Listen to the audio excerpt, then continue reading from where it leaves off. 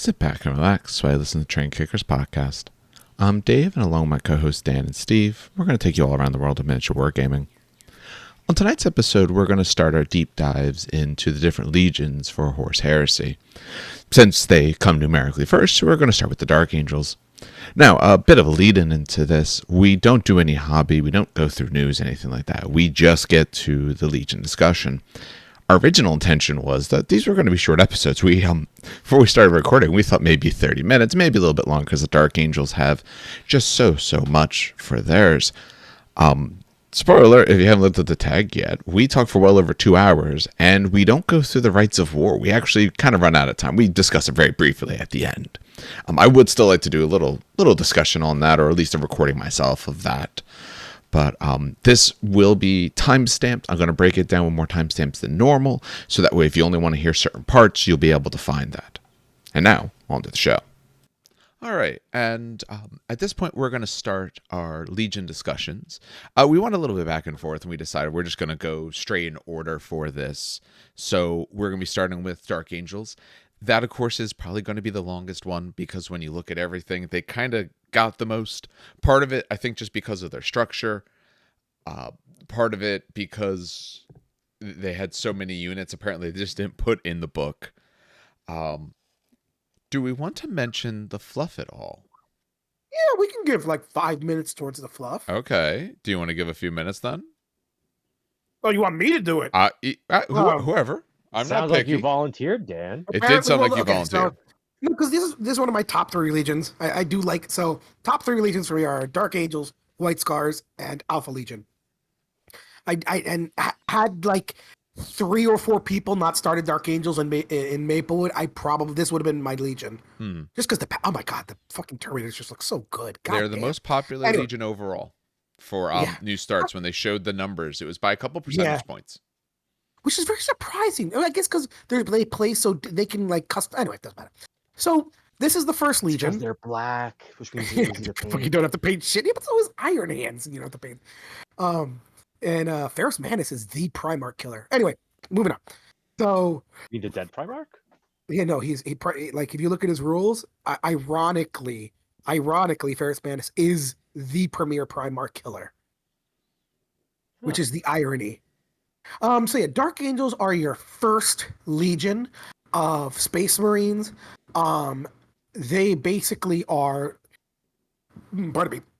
not donned in the green of 40K that people are very used to, like the green and the red. They're black essentially during this time period. So essentially, the Dark Angels are the first legion. They were used extensively also on the War of Unification Wars. Unification Wars. Unification Wars, yes. They were used extensively during the Unification Wars as well. As such, they're usually spotted with much more older marks of armor.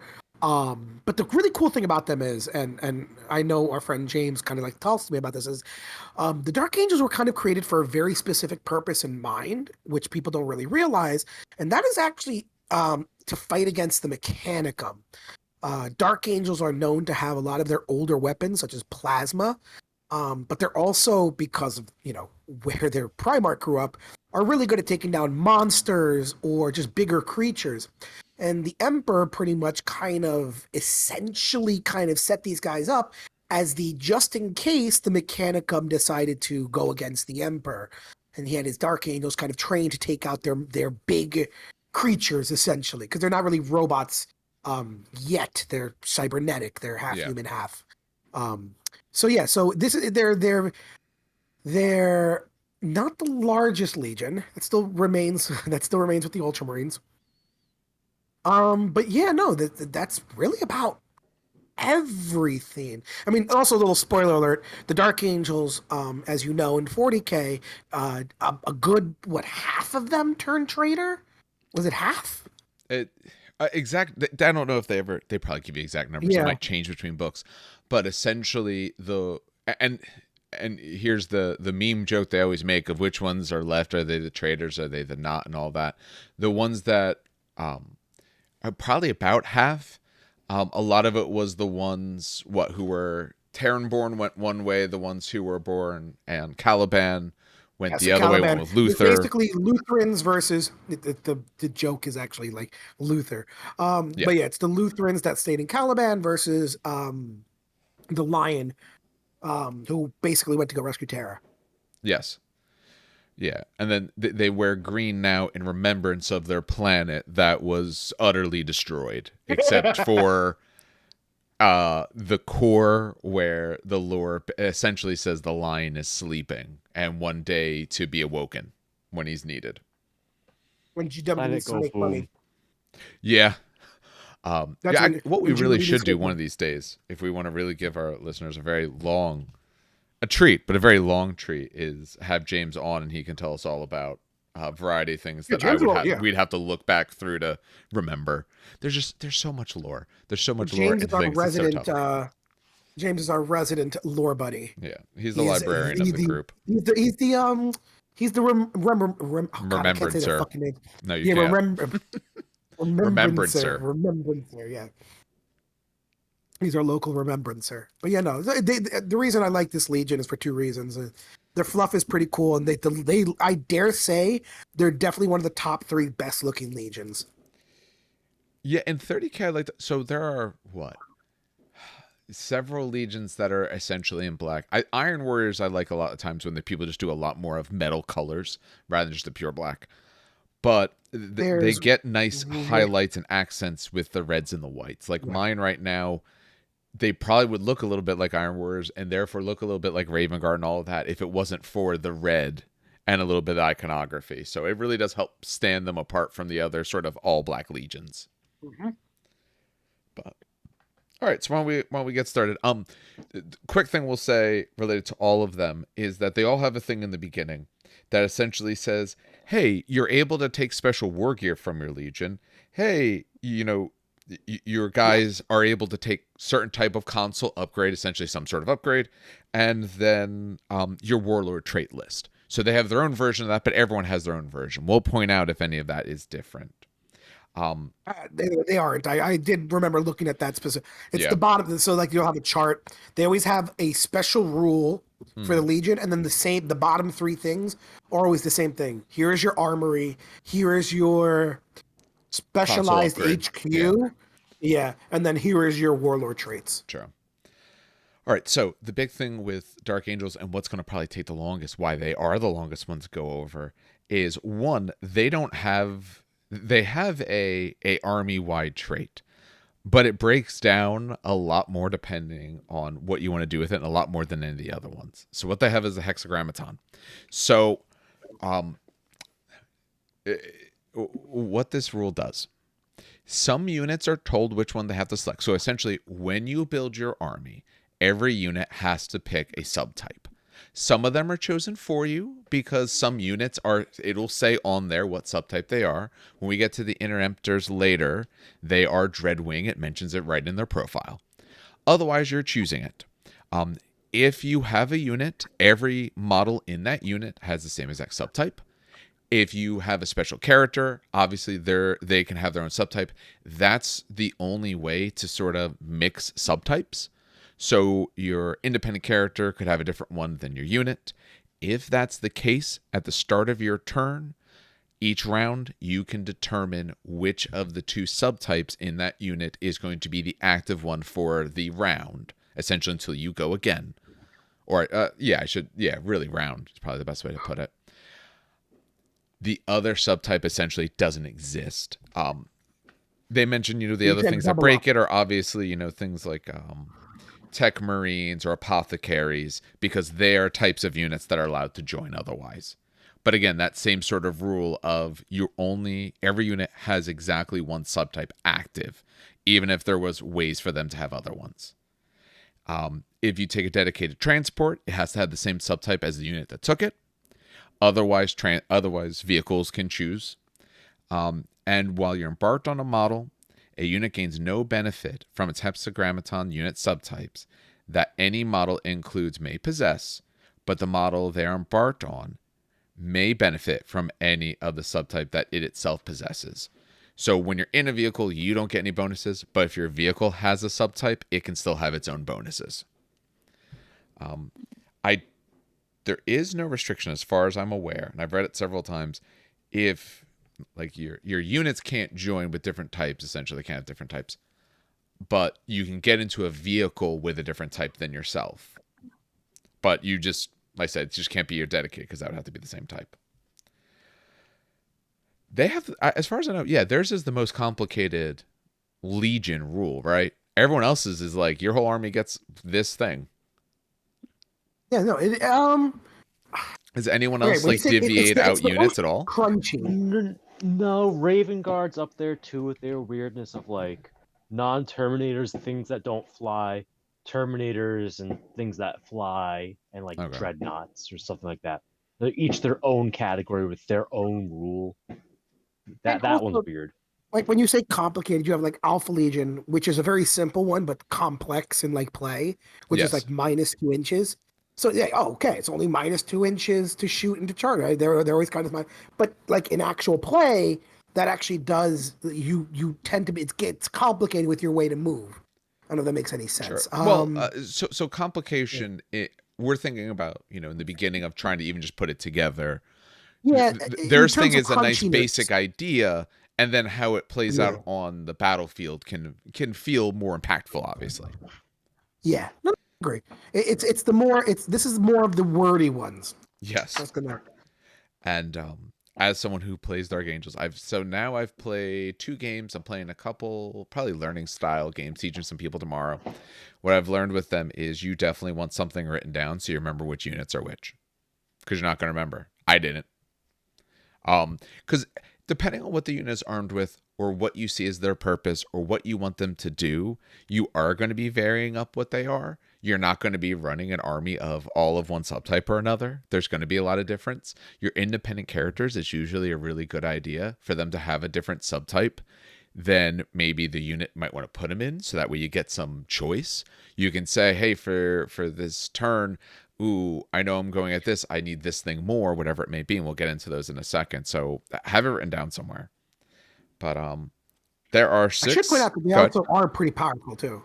They are really good. So like being able to switch between them is really, really good. Yes. So 6 of them. So I guess we'll round robin them. I'll start with the first one, the easiest one. So Stormwing. This is essentially your basic model is really what the Stormwing was. These are your guys with bolters. So all models in the unit under the effects of this particular unit, this subtype, gain a +1 to hit when rolling to hit as part of a shooting attack, including reactions. Keep in mind for this new edition, if you get a + to hit or something like that and it doesn't mention reactions, then it doesn't carry 2 reactions. Reactions are essentially treated separately, so it does need to say that. And you get this bonus if it's a bolter, combi bolter, or bolt pistol. Unfortunately, not heavy bolters. This is great for your tactical squad because they're gonna just have bolters, and it's nice and simple. They're now hitting on 2s. I mean, like I always again the battle report I watched today. Oh yeah, was a 20-man Iron Warrior unit, and it's just 20-man Iron Warrior unit that doesn't move, and they were hitting on 3s for Christ's sake, but they did Fury of the Legion, 60, right? So they got 60 shots. Yeah, right? They did Fury of the Legion. No, and they were in rapid fire range, so it was even more because they get the stupid Yeah. No. So rapid fire plus another extra one that makes 3 guys, so it was 60 shots. Yeah, that's how they got the 60. Oh, that's yes. Yeah. And so it was just even though they were hitting on 3s, it hurt, especially as an intercept, for people deep striking down. So yeah, being able to hit on 2s with like a 20-man unit, especially if you because it's called Heart of the Legion, where they get the 5 up feel no pain on an objective. And if you have a 6 up. Yeah, it's a 6 up. 6. 6 up and stubborn. And if it's an apothecary, then it's a 4 up. That's why. Right, because it stacks the apothecary's 5 up. Yes. Exactly. That's why I thought. Okay. So so you stick a 20-man unit of Dark Angels on an objective with an apothecary. On an objective, they're hitting on 2s with bolters. That's still scary. Yeah, I like it. Basic, easy, done. Yes. That's the easiest one to recall, because if you're not running units that care about their bolters, you don't need to worry about that one. That's not the one that you're taking. Dan, you want to take the next one? Yeah, I'll take that. Of course, I'll take this one. Yeah, sounds like a plan. Deathwing. Yeah, all models in the unit under the effect of this hexagrammaton, right? Yeah, hexagrammaton. Okay. Hexagrammaton unit subtype gains the bonus of +1 to hit when rolling to hit in an assault with one of the following weapons: Chainsword, Force Sword, Power Sword, Tyrannic Greatsword, Calibanite Warblade, Charnable Saber? That's Charnable what Saber. I'm going with Charnable, but Yeah, Charnable Saber, Paragon Blades, or close combat weapon model as swords. Basically, you get +1 to hit with anything that is a sword. yeah, if it looks like a sword, you hit better. Yeah, you get +1. In addition, a model with the vehicle unit type gains +1 bonus to strength of all hits inflicted as part of a ram attack, up to a maximum strength 10. So let's start with the first one. This is great. +1 to hit in melee, especially with the new fucking weapon skill chart. Perfecto. Because for those who don't know or haven't played a new edition yet, the weapon skill chart is very different from 1.0. It acts very much like the strength chart from 40k, where the moment someone is weapon skill 4 and you're and you're hitting someone weapon skill 5, you no longer hit them on 4s, you hit them on 5s. Yeah. And the cool thing is, I think, correct me if I'm wrong, Dave, but most of your special units are weapon skill 5. Because I mean, I know I'm kind of jumping the gun, but let me see. Your Deathwing Terminator and Cataphractii. Your Cenobium are 5 or 6 for the leader. That's really what it is. So for special units, out of the book itself, is the Cenobium or the Interemptors. The Interemptors are normal, but your Cenobium are weapon skill 5. And I'm looking right now at like Tartarus and stuff, and the Cataphractii. Yeah. They are also weapon skill 5. You're talking about like for your the HQ the options. Yeah, your HQ options, yes, are. So yeah, the Deathwing companions. Line ones are only 4. Oh yes, the generic ones, but I just want to look at the Deathwing ones.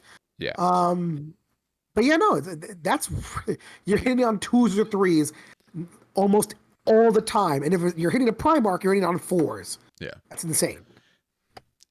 It helps with the fact that sword weapons, I find, at least on my heavier units, sword weapons are not that they're bad, but I always felt that I would be doing a lot more damage off the bat, or I'd be wounding easier than I am, because the sword is maybe a +1 for our Calibanite swords, or +2 if it's a Tyrannic Greatsword. So compared to, say, on your Terminators, compared to Power Fists and stuff like that, I'm not wounding as easily, but at least I'm hitting a lot more often. So that's a worthwhile trade-off. Agree. What about you, Steve? Yeah, no. It definitely, on the right unit, that sort of perk adds up.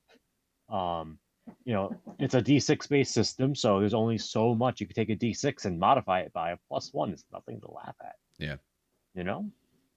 It's good on the Cenobium because they're automatically armed with swords. Other units, honestly, not too great on, because a lot of your other units aren't going to have a lot of swords. Maybe they will, but mine don't. It can be very good, though, on your Praetor. And normal Cataphractii? Yes. The spoilers be good for this, too. Oh, the spoilers would be good because they can have power. Yeah. Can Cataphractii or Tartaros replace their Power Fists with swords? So they come out base with power weapons, so you can make it swords. Although, okay, well, here's the thing, though. So we hit a little better, but we don't have any better strength. For 5 points, we can go to our Calibanite Greatswords, so I'm strength 5, essentially hitting. Useful versus Space Marines, but for what you might want to send a big old unit of Terminators against, you're probably going to bounce off of them. True. Having a few is not bad, but there's some of these other ones that I think are better for essentially your Terminator squads. All right. Still very nice. Yeah. How about I'll take on the Dreadwing. Yep. Right? All right. Dreadwing. All models in a unit under the effects of this Hexagrammaton unit subtype reduce the strength of all attacks made against them with the Flame, Plasma, Volkite, and Phosphex by -1, and force attacks made against them with Poison to make the required threshold 1 worse. If it wasn't for that Poison thing, I would say this was kind of useless against Phosphex, because Phosphex is Poison 2 up, 3 up. Yeah. But with that additional -1 on Poison, that actually works out pretty well for them. This is the Bane of Salamanders, but it's not as good as the Salamanders trait. No. For those who don't know, Horus Heresy the wound table is not the same as the 40k wound table. The way the Horus Heresy one works is if you're equal strength, it's 4s. If you're 1 point better, it's 3s. And if you're 2 or more points better, it's 2s. Likewise, the inverse is true. If you're 1 worse, it's 5s. And if you're 2 or 3 worse, it is 6s. But if you're 4 worse, then you cannot wound. That's at a toughness 4 space where you're not going to find a strength 2 melt a pistol anywhere, or strength 1 melt a pistol. So, this one's like super meta dependent. I would not default to Dreadwing unless I had a specific something saying this should be Dreadwing. For example, a Dreadwing themed army, or a Dreadwing Rite of War, maybe, if it says like your Warlord must be Dreadwing. Yes. It's you nice. Don't choose these, right? In army listing, right? You do. No, you choose an army listing. Unit by unit. If it's not like one of the specialist units, you pick it. Okay. So you don't choose it when they're deployed, you choose it when you're like building the army. Correct. Yeah, okay. It's storm build phase. Okay. I mean, I'll put it this way, Dan. In book 9, they say you should paint your symbols so you know which hexagrammaton this unit perfect. is. Okay. And that way you can't cheese it. Got it. I don't know if this book even shows you what the symbols are. No, they don't. I had to look that up on Reddit because I was looking at the sheet, the transfer sheet that who knows if we'll ever get because GW is not sending us the order. And someone posted, I'm like, I don't know what half these symbols are. And I looked, and Reddit had a thing of someone asked the same question I did, and someone broke down, oh yeah, if you're Dreadwing, I think it was the hourglass. If you're this hourglass, yeah, Deathwing is the cross swords and all of that. So no, I don't think the book says. Bolt. Yep. Okay. I just took a quick peek at the iconography section, and there is not a breakdown like they had in book 9. No, they really should have. I like the idea of what the Dreadwing part does, and some of my armies that I run and stuff like that. The ideas I have are Dreadwing based, but it is so dependent. If someone doesn't bring a lot of those weapons, it's useless. The fact that it works on Volkite helps, just because that I think is going to be rather prevalent. That you're more likely to run into maybe than the flame or possibly the plasma for the unit you would take this on. Yeah, because the plasma one makes almost no difference. On a dreadnought, it could be useful. That's what I say. If you want to put on your dreadnought, that's where maybe the sort of cheeky play with it is if you put it on your dreadnought, then the weapons that they might be going at it with, say plasma or some of the really strong Volkite, now it's still not getting through you. But it's okay. Some of the other ones are more fun. Well, it won't work on plasma, and here's why. Plasma is rending 4+, and rends automatically wound. True. Oh yeah. So it wouldn't really help you there. So no. Wait, is it reach or brand? Or brand, Jesus. It's rending on a plasma. Oh, rending on a plasma. I was forgetting if it's breach or rend. Okay. It's cool. But again, it depends on the meta. All right. Literally depends on what you're fighting. All right, let's and I hate meta tailoring, so everyone needs it exists. It exists. Are you sure it's rending? Because our plasma burners are breaching, but normal plasma is rending? Pretty sure. I'm checking right now, though. Check. I'll you read it. I'll go through one of the things that went back and forth on back in the day. Yeah. I want to say plasma's breaching. That's why I asked. Oh, it is breaching. Okay, so they did revert from that the leaked documents. Okay. Yeah. Yeah, so it is so it does help plasma. It does help against plasma because I don't think breaching auto. No, breaching just changes the AP. Yeah. I think that's literally all breaching does is put you straight to AP2. All right, so Ironwing. You want to take Ironwing? Yeah, I got this. All models in the unit under the effect of this Hexagrammaton unit subtype may reroll fail to hit rolls of 1 when targeting an enemy model with the vehicle subtype. Additionally, a model with this unit subtype and the vehicle subtype make all snapshots at BS2 instead of 1. So if you put on a vehicle, you'll snapshot on 5s instead of on 6s.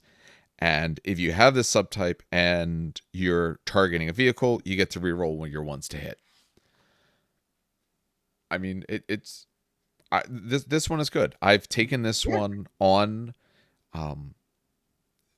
say, actually, where I put it was in the unit that was in my Spartan, because that was a dedicated transport, so it could be on my Spartan, because that way I could actually move him forward, and snap shooting on 2 when you have, twin linked on your weapon, you actually get some shots through. Which is I fun like it, being though. taken over by the Magos. True, yes. Yeah, if you're running hilarious. that. I God, didn't really wish they do it keep much that for in. you. It really didn't. It didn't, but it was hilarious. Yes. And Oh, no, it was very, matter. very funny. Again, I could see someone just doing that with a Warlord Titan on the table. That would fucking... we still have to wait until we see the rules come out exactly, to see if you're but that able was to just do hilarious. that. My guess would be no, because that's too much. No, it's going to have like a Titan rule to not do it. I'm sure. I like it, though. Yeah, put on the last cannon Predator. Put that on the last cannon Predator. Yes. Yeah, this is... like I have no problem with Ironwing at all. No. Ironwing's it's good. It's a nice, solid choice. Put it on a little stupid what the fuck is it? They changed the name. It's a Castafarum Dreadnought. What's the box Dreadnought called? Castafarum, yeah. Yeah, Castafarum. Put it on a Castafarum Dreadnought with double las cannons. You know what I mean? Yeah. Well, they're already 4-shot hitting ones. Yeah, I'll take it. Yeah, they're already not twin twin. linked. Are they? No, I think they're 2 shots. Are they? I have no idea. Gravis last cannons? Yeah, hold on. Oh, Gravis last cannons are not twin linked. Of course, I can't spell the ones the cannon, the arrays are the ones that are on the Spartan. Ooh. I'm gonna tell you right now. Give me a second. I'm scrolling. Yeah, no, that works. That works. So yes, it's a Gravis last cannon. What is it? A 2-shot las cannon, right? Yeah. Yeah. Yep. So yeah, put on a double las cannon Castafarum Dreadnought. They're 125 points. That brings it to 165 points for 4 shots, rerolling 1s, and they're hitting on 2s. Oh shit, they're BS5. Yeah. What? Yeah. Dreadnoughts are BS5. Oh. Nice. Okay, so I know they went down in initiative, and I was kind of upset about that. That's why Dan's surprised. They used to be BS4. And weapon skill 4 too, if I'm not mistaken. They weapon skill 5. They normalized dreadnoughts to essentially make them weapon skill ballistic skill 5s. Yeah, which I didn't. I know they went down in initiative 2, which I was like, oh, that sucks. But the weapon skill ballistic skill 5, yeah, 4-shot las cannon for 165 points, rerolling 1s on 5 wounds. I'll fucking take that shit any day. And then you give him a fucking searchlight. Yeah, why not? Exciting. No, that's a pretty nice build. Yeah, I ain't even mad. All right, Dan, kill it with fire. What's the next one? Firewing. Yeah. All models in the unit under the effect of this hexagrammaton. Oh my god, Hexagrammaton unit subtype. Hexagrammaton unit subtype gains a bonus of +1 to wound when attacking a unit that contains at least 1 model with an independent character special rule. This is great on your, say, Praetor, because then he can go into a unit, and depending on your turn, who you want to charge at, or who you're in combat with, you can either take the main one on the whole unit, or switch to the one that he has. Now, because now your whole unit counts as that.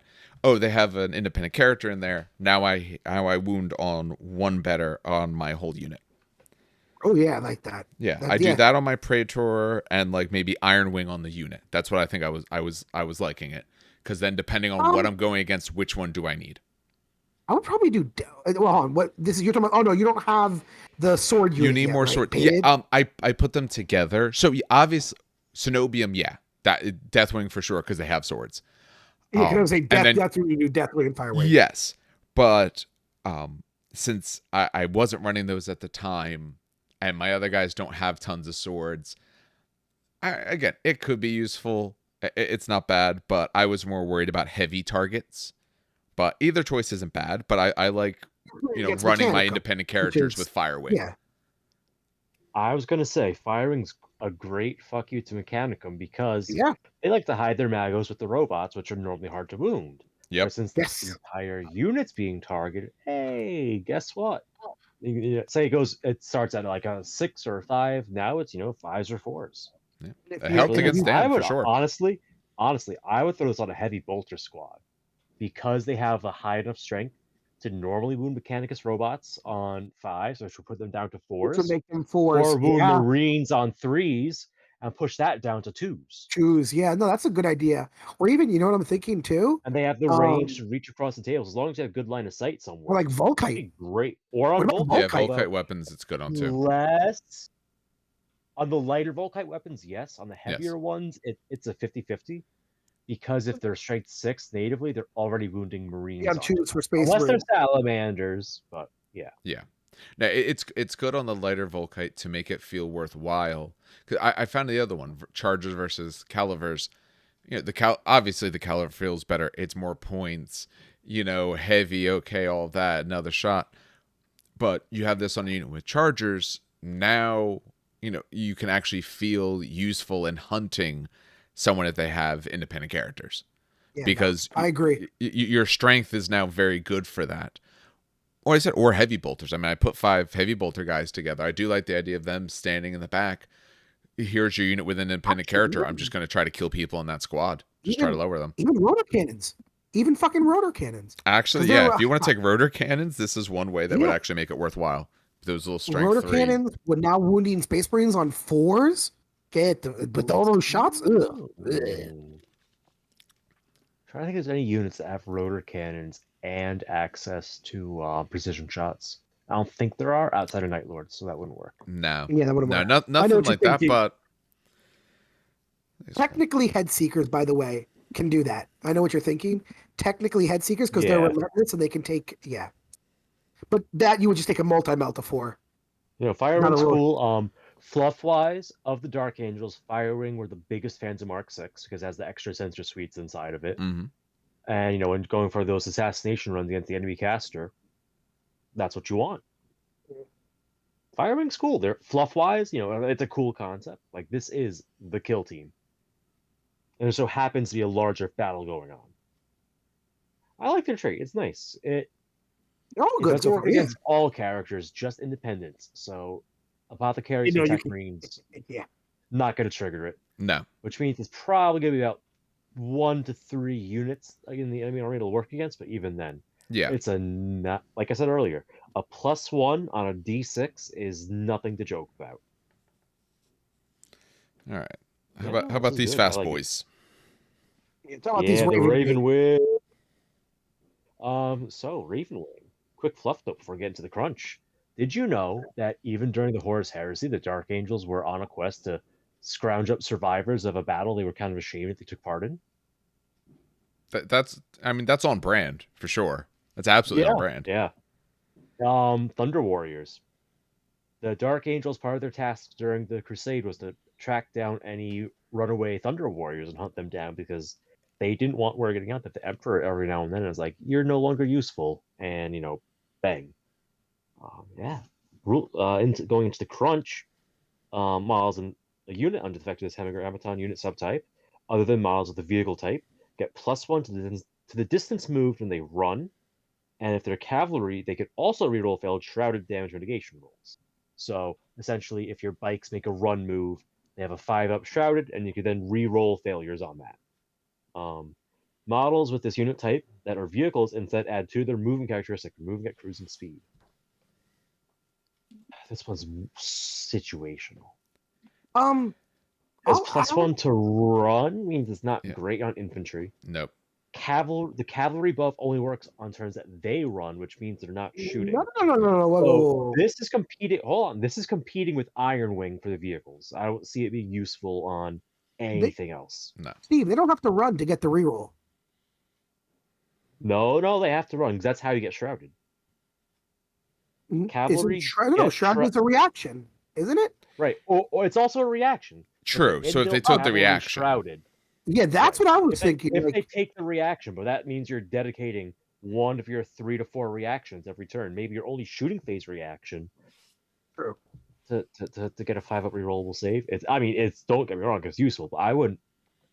I don't know if I'd build a list around that. Nope. I don't own any fast attack choices, so I don't use any of this currently. Like if you have a bike squad, you're obviously going to do it because, of course, they're Ravenwing. Night fighting gives you shrouded as well, doesn't it? I believe it gives you Shrouded 6 up. Maybe. I know it reduces. I know it makes your ballistic skill 1 worse. Your max range is 24 inches. -1 on leadership. -1 leadership. Does it give you Shrouded as well? Is someone looking that up, or do I have to go look it up? If it does, then I can see the it's on the pages turning? bytes. A little Like, bit. if you Can have I flip through my rulebook? Yeah. Let's see. My one complaint about this game is the layout of these books. Agreed. It's atrocious. Battlefields, gameplay, So while he's looking, night I'll- fighting, -1 leadership ballistic skill, and line of sight limits. Nothing at all I'll try it. about Okay. Never mind then. Shroud. Even if it I gave would you a still put 6 this up, on- still wouldn't be good. Yeah. Yeah. Not compared to the other options. I mean, I fully admit, having played now a few games with them and all, and thinking about options in the future, there's a lot of decisions to be made of which ones do you want, what's good, what's not. Some of these look nice, like the Ironwing is nice, but like I took some units that with the other day, and the guy I was playing against, we were doing a small teaching game, 1,500 points. He didn't bring it. He brought his only vehicle was a Rhino that I put las cannons into, so it you was gone. showed that Rhino who's boss. Yeah, and I did have a few units as Ironwing because I was like, it makes sense. These guys over here should be Ironwing because these guys are wanting to go hunt down the big heavy stuff, and there's just no big heavy stuff. But from a sort of take all comers perspective, Ravenwing to me is the least interesting because it's really very conditioned of what to do. Like running is nice, but if I'm running, I'm not doing anything else. I'm hoping not to run more than once in the game. Pretty much. I mean, unless you're going for that late game objective grab, yeah. And that requires you specifically have an army built around bikes, because that's how you make bikes score. Or a command squad of bikes, I guess that would work too. Yeah. I'm not in love with this one. No. There's other ones that are both more fun and more usable. When I think of, your Legion trait, I think of some of the other ones, the things I've seen, because some of them I'm just not familiar enough with.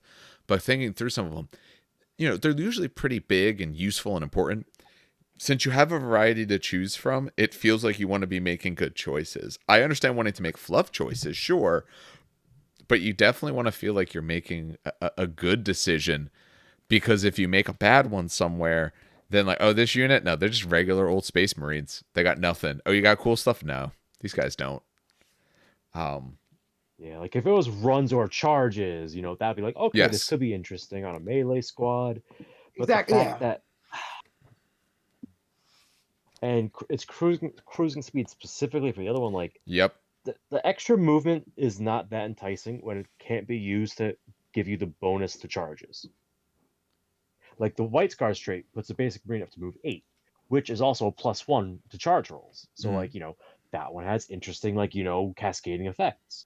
But this one, it's when you run specifically, so it's like, sure. I mean, it's a thing, and it doesn't stack with any other benefits. Nope. So it's just gonna be that one bike squad that, not liking it. Unless you do an all Ravenwing army and your plan is to just, drive in circles and hope that you live, that's not doing it for me. Yeah, have fun, not a good strategy. Yeah, I mean, play fluffy, play the stuff you want, but realize if you're choosing that, you're kind of really hamstringing what that unit could do. That's all right. All right, I think we're on to the advanced reaction. Advanced reactions, yes, sir. So all of our advanced reactions have the same sort of stipulation, at least all the ones I've seen, that essentially it has to be made up of models entirely of that particular legion, and essentially in this case Dark Angels. I've played them a couple times. I've never used this advanced reaction because no one has charged yet. Maybe because of this reaction. Actually, no. Honestly, no. That's not why. No, actually, you did charge me once. I could have used it then. I think theirs is technically one of the weaker ones. It's not awful, but I'm not a huge fan of this one. It has potential. Let's go through it, and then we'll see if you can convince me. Go through it, yeah. So, it can be used once per battle as all advanced reactions, and this is used when a charge is declared for an enemy unit targeting one of the active player's units. So when they're charging you, before the charge is resolved, the active player makes a leadership test using the lowest leadership characteristic in the unit, making that reaction. If you pass the test, then all models in the reacting unit have Fearless and Fear 2 special rule until the end of the controlling player's next turn. So essentially, until you're done going again, you yourself. If the leadership test has failed, then they gain Stubborn and Fear 1 until the same time. So they're going to charge you. You make a leadership test. You make it. You get Fearless and Fear 2. You fail it. You get Stubborn and Fear 1. I'm on the fence. I'm on the fence. I'm on the camp of this is actually pretty freaking powerful, and let me explain why. More than Overwatch? There's one reason why. Here's why. Fear is a 12-inch bubble. Well, it's not that. Here's the lowest. You take it on the lowest leadership characteristic. Yes. Right. Your That's own what lowest makes leadership. it so powerful. Yeah, yours. Because no, yours. You yourself. No, you're taking the test. You yourself. Oh, I thought you were. Oh, never mind. No. Yeah, well, you take the test. Because fear is strong. Yeah, fear is strong. Fear is a straight leadership debuff in a game that has already lowered leadership across the board. If you are going to win any of the combats going on in that general vicinity, it's going to stack things heavily in your favor in terms of breaking the enemy unit and driving them off the table and sweeping advance. Fear still makes someone weapon skill 1, right? No. I just said that. fear is just straight leadership debuff. Yeah. Oh. It just lowers their leadership for tests. And it lasts until the controlling player's next turn. As in the Dark Angel player's next turn. Yeah. The end of it. So now you could give Fear 2 to a unit potentially, or even Fear 1. Even Fear 1's useful. Because you then use this to punish everything of the enemies within 12 inches of that squad. It's like, yeah, you charged me, great, your entire army is taking leadership debuff. Here come the pinning attacks. Here come, all the leadership-based things. I'm going to break you and drive you back. I think... If it lasted for just the one assault phase, I agree. Agreed. But in your own turn, you can count, even if you don't think you're going to win that combat, you're fearless or stubborn. So you're probably not going to break and run. You then get to countercharge with your own units. And still take advantage of the fear. I think... That's why I think this is solid. Yeah. Now, in some matchups, it's going to be useless. But that's the case for most advanced reactions. Oh, of course. Because they're reactions. Your opponent always has to do something to trigger them. So you can't even say, it's back to situational, because they all are. I think I will like this more in a bigger game, because right now, if only one charge is, say, happening, and the games I've played, I don't have tons and tons of units, so if only one charge is happening, I'd probably rather shoot you coming in. But if this is a bigger game, there's now multiple units, yeah, now I could see it, because then I also might have multiple units coming back at you the following turn. Probably more useful in a bigger game. What? You said something very interesting. You said I would rather shoot. Yeah, why currently. not both? I don't think this takes the place of a unit can only do one reaction. Always use it. Oh, I see. You'd rather shoot with that one. I thought you were got it. Okay. Yes. No. That individual unit. Saying I'd rather shoot, and I'm like, you could have another unit shoot, and they do the. Okay, got it. Okay. But that's also assuming you have additional reactions available. But yeah, in a bigger game, it might be more advantageous or look better to me. Currently, it doesn't, but that's fine. It's not bad. It's fine. Also, I think you could make this reaction even if you're in an ongoing combat, potentially. They have to declare a charge. Well, as long as right. Oh. Like if they counter assault, I think you trigger the reaction. Mm-hmm. So like if you have like a chunky unit, you stick in the thick of it, and they're like, oh man, I gotta counter assault that unit, clear them out. You pop this, you hold as long as you can. Fearless, and the rest of your army then counter charges. Because now you're fearless, and you put this on like a unit that has like a leadership, 8 or 9, or that's just chunky. Wait, so you're saying like when you're in combat, they're about to pop in, let me do this reaction? Is that what you're saying? Yeah. Mm-hmm. Yeah. It says when a charge is declared for an enemy unit targeting one of the reactive player's units. So you can be locked in combat. Someone can be charging you, right? Like you could say, all right, I'm going to activate this. But that's what I'm checking. Oh, because you don't know if you can do a reaction. Exactly. That's the question. My gut says this works.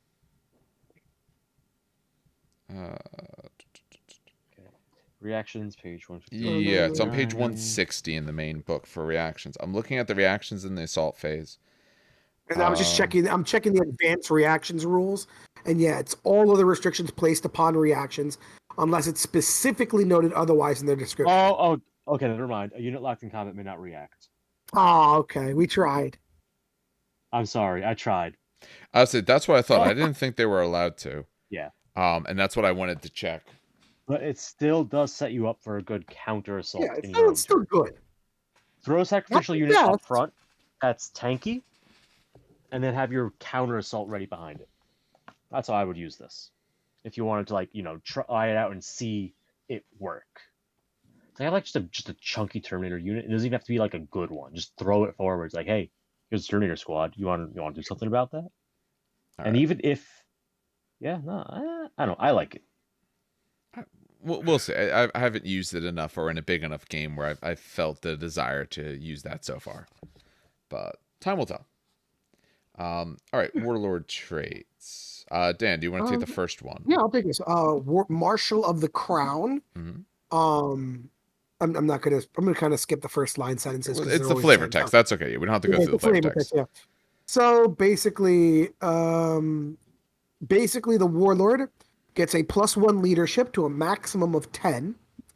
In addition, an army whose Warlord trait has this trait may make an additional reaction dependent on basically the Hexagrammaton unit subtype possessed by the Warlord. So, if you are Deathwing or Dreadwing, you get an extra reaction in the assault phase. If you are Stormwing or Ironwing, you get an extra shooting phase reaction. If you are Ravenwing or Firewing, you get an extra movement phase reaction. So the second part you're correct on. The first part you were entirely wrong on.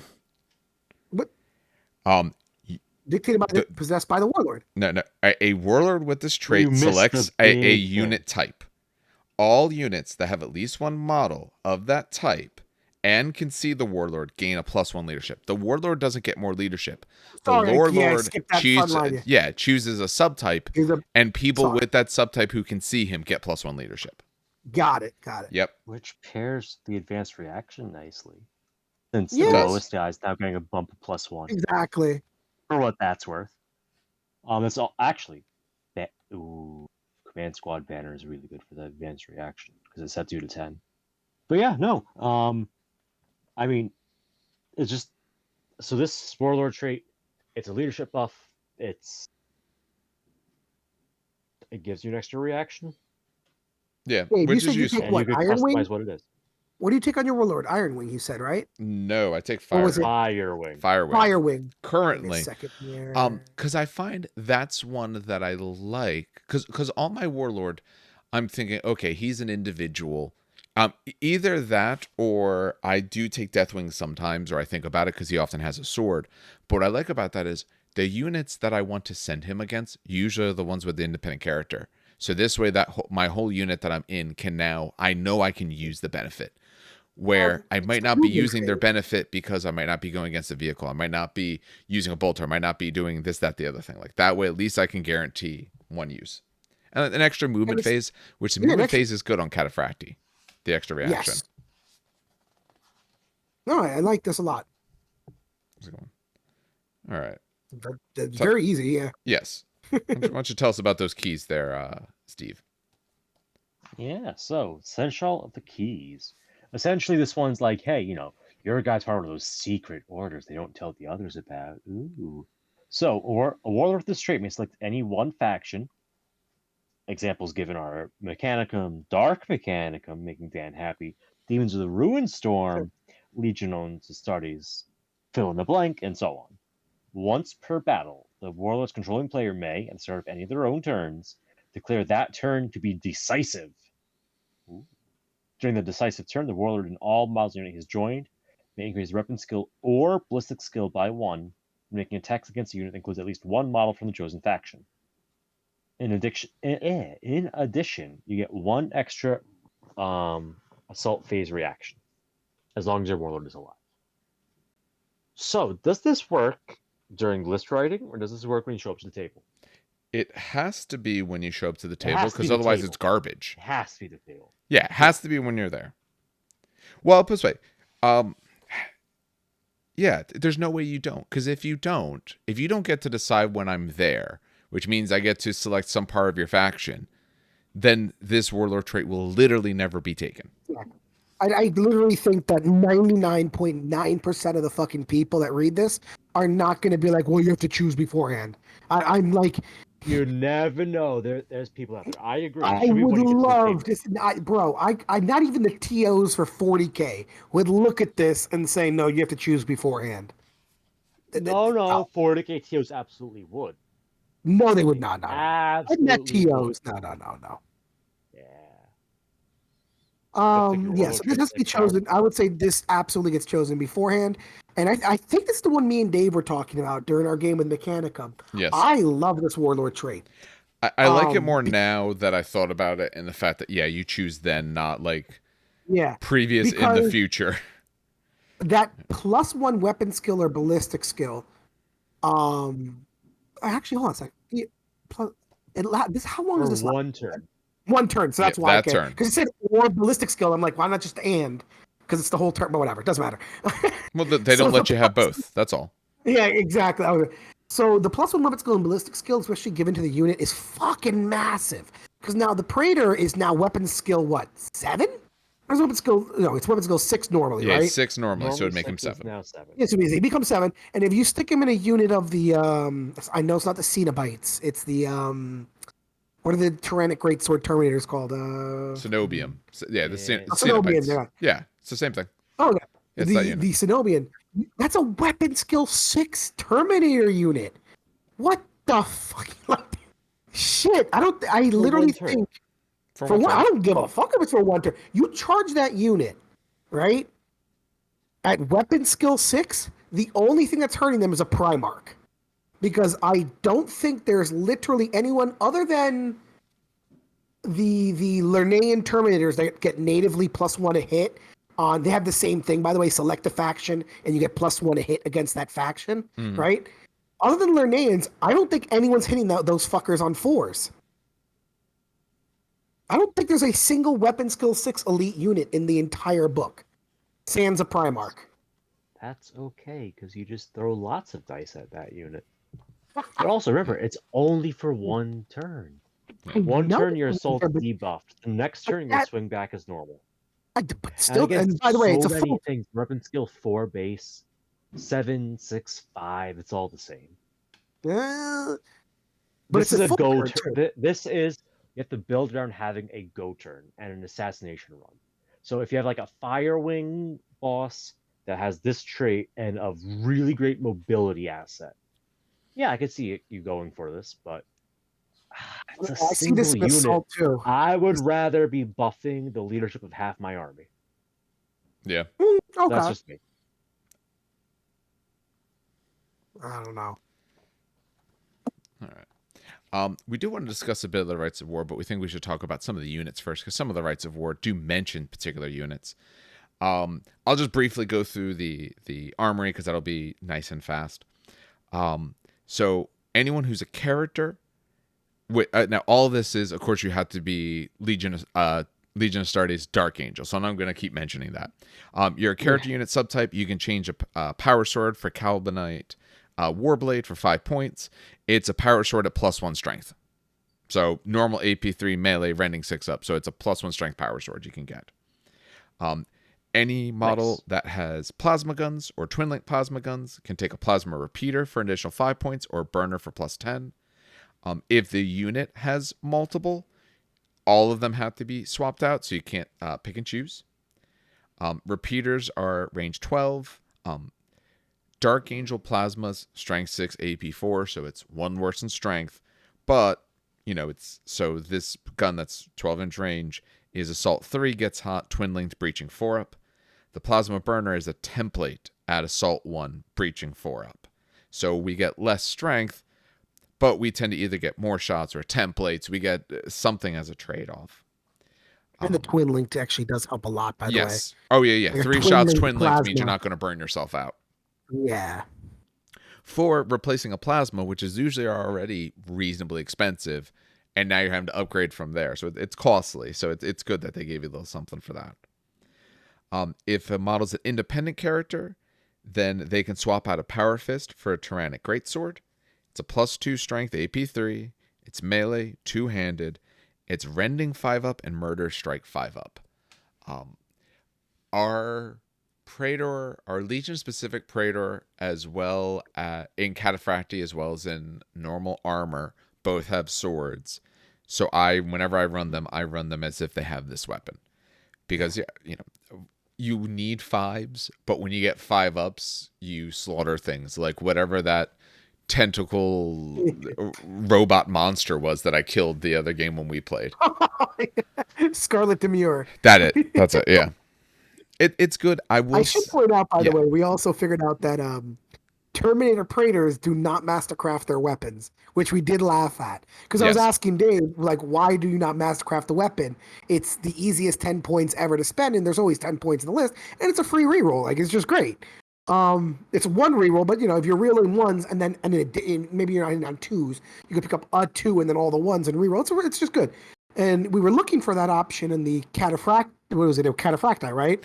Yeah, that's what we were looking at. Cataphracti and also the Tartarus one, no mastercraft. I was like, wait, they get rid of this?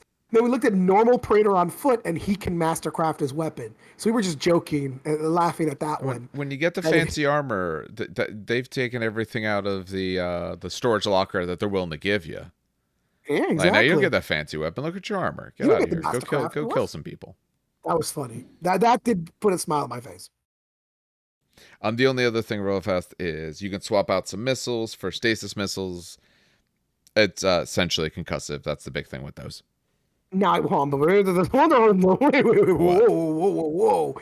What is concussive? Because this actually is massive, in my opinion. Okay. It used to be, by the way, a lot more powerful, but this is still pretty damn good.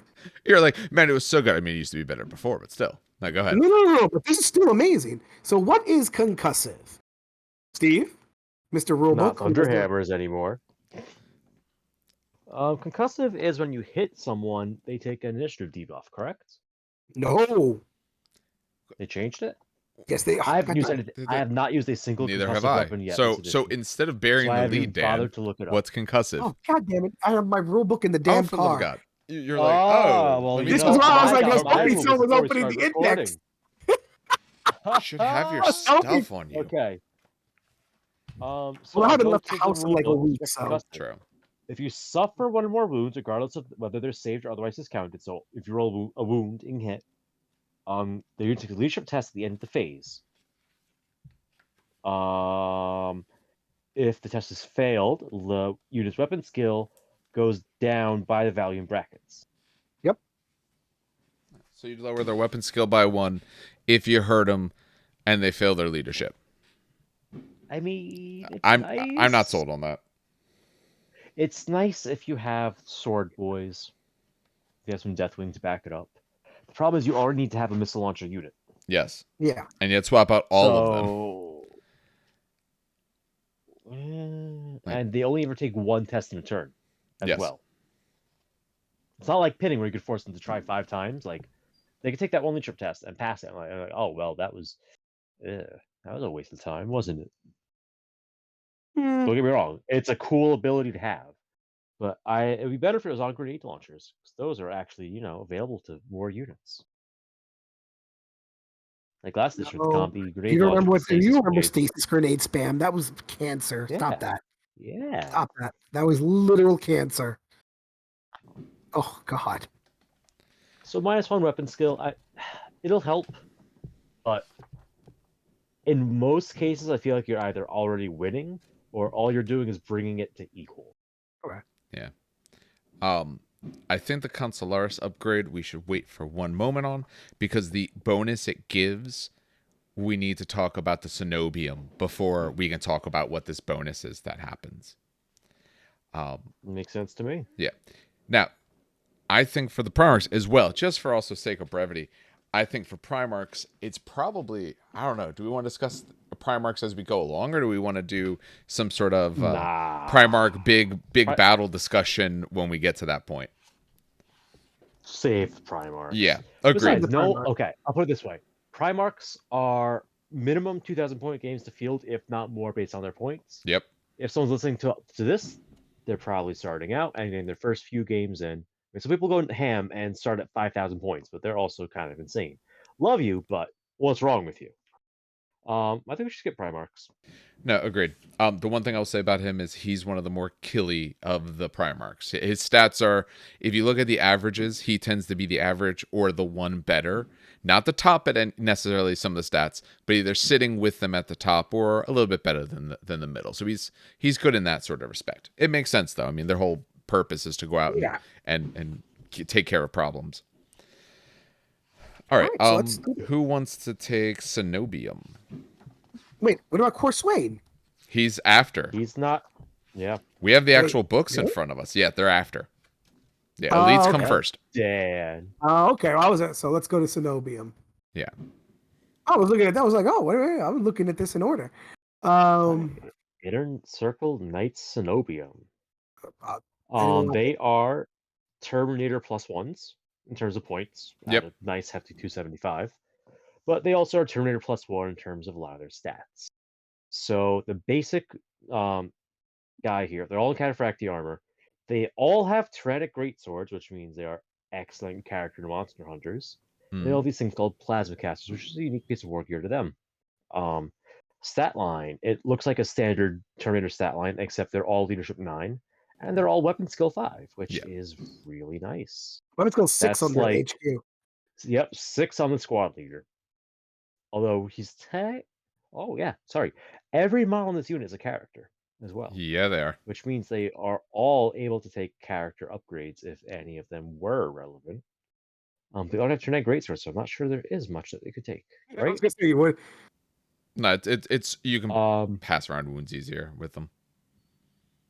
Oh, and any of them can challenge. Yeah, but Chosen Warriors does that without having wound abuse. Ew, I hate this already. For nearly 300 points for five boys, yeah. I guess I'm gonna laugh when you get hit with 80 chainsword saves and then you end up failing all. Actually, no, you still have to eat pools, so I'm not sure you really can abuse except between separate attack pools. Yeah. Even then, I mean, it's not that many wounds you're going through, so it's not going to take that long. It's useful, but not for long. Yeah. They are pricey at 50 points each for additional models, up to 5 more. Take a Vexilla, I would do it because it's 10 points and it keeps you from running off the table from that one failed turn 1 leadership test. Don't ask, and anyone could trade in their sword for a Thunderhammer, which is not fantasy. Always take a standard bearer. Always, just take a bath. Always, just take a standard bearer. No, stop. And then the quote-unquote squad leader, that's just the one guy that's slightly special, can take a Grenade Harness, which you're going to want to do as well, because it's 5 points, and it means that when you charge into terrain, you're not going to be completely screwed over fighting in just step 1. Unless you're taking Thunderhammers on your squad, which you can. If you really need strength 8, you can. Right? Grenade Harness, you now have to fire in the shooting phase for it to take effect? Is that what it was? No. So it's just assault grenades now. That's literally all it is. That's all that grenades are in general. Yeah. But the big thing about them is that they are order exemplars. When you select them as part of your detachment, during army selection, you pick what order they're in. Essentially, these guys are trained on the inner secrets of the Legion. And they each unit of these will have like kind of specialty they have, even beyond the specialties of the Hexagrammaton. So they have 6 different options. They could be Augurs of Weakness, in which case they get bonuses to strength against vehicles. They could be Icons of Resolve, where they get +1 leadership. Vehicles of armor 11 or more, I should point out. That's everything, though. There's no armor 10 vehicles? Except the rear armor of a Rhino. I noticed it's on the face of target, so maybe there. But otherwise, it's essentially all vehicles. Yeah. Most vehicles that I don't know these guys have vehicles. Icons of Resolve, +1 leadership on a turn that it charges or is charged.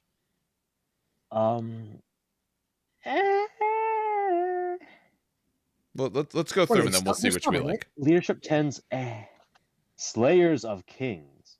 I like Reroll failed hit rolls of 1 when engaging combat with any model with weapon skill 5 or higher in a challenge.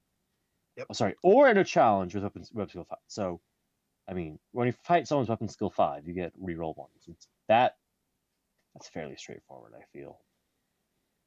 Now, I will note that they do not have a specific wing, so you could stack this with the +1 if I understand correctly. Yes, is that right? Yeah, they're not given a specific wing. So, yep. So Slayers of Kings, that one's kind of tasty. Hunters of Beasts, they may reroll failed wound rolls of 1 when fighting something that's toughness 5, or any failed wound roll of toughness is 6 or higher. This is great for hunting dreadnoughts and monsters and land speeders because they have Mechanicum and Custodes and a bunch of stuff. Yeah. Basically, if you think you're going to be dealing with something that is not a Space Marine or a Guardsman, like, you might want these. It definitely has its use. Reapers of Hosts. Model gains +1 attack in any phase where it begins contact with more than one enemy model. This is good if you are fighting something that's more numerous than yourself. Nah, obviously. +1 attack, though, with the Greatsword, that's nice. That's also really nice. But I don't know what that's best against. It's not the unit. It's just if they're in base contact with more than one enemy model. So if you get a good charge roll and you position correctly, even if, like, let's say you take 5 Terminators, right? You can still position 5 Terminators and they charge another 5 Terminators. You can still position it so that they're touching, unless they're spread out. 4 more attacks, probably. Yeah, exactly. Yeah. So you can get a couple extras out, Yeah. It's still good. But they have to begin the fight sub-phase and base contact more than one. And fight sub-phase. Okay. Yeah, no, that's not bad. Sub-phase. Not bad. Yeah. Yep. And then last we have Breakers of Witches. Reroll to hit and to wound in close combat when attacking something that has Demon or Psyker or Corrupted. This one's a little more situational than the others, I feel, but it's great if you have like a narrative event that's built around it. It's still or good. If you have that one Demons player that just, oh god, you're just done with this shit. paints models way too fast, and you're like, I'm gonna punish him for that. Yeah, who the fuck is that? Sounds like an asshole. So, of the orders, Augurs of Weakness, we'll get back to that one later. I don't think it's good on this unit, but I do think it has a use in the list. Wait, it becomes strength 7. I'm not sure. It becomes strength 7 essentially. Yeah. So I don't think it's good for this unit because looking forward at their plasma caster, it's only strength 4. Yeah. They're not going against vehicles. That's not your goal with them. I was gonna say useful on the character that we skipped over. Yeah. Yeah. Pass on that. Pass on icons. I like Slayer Kings. I like Hunters of Beasts. Wait. Leadership 10 Stubborn is not bad. Yeah, it's not bad, but Leadership 9 Stubborn is probably enough for the job. Yeah. Listen, someone who's failed Leadership 9... Listen. You only need Leadership 10 on the turns you charge if you're charging something that is going to fuck you up. These guys Stubborn also ignores... If you win combat, you don't need Leadership 10. But remember, Stubborn also ignores leadership modifier. If you win combat, you don't need a leadership test. And this is only when you charge. True. Get charged. Okay. And these guys have Tyrannic Greatswords and 2 attacks. All right. Weapon skill 5. They're better off with Reapers of Hosts because that increases their odds of winning in the first place.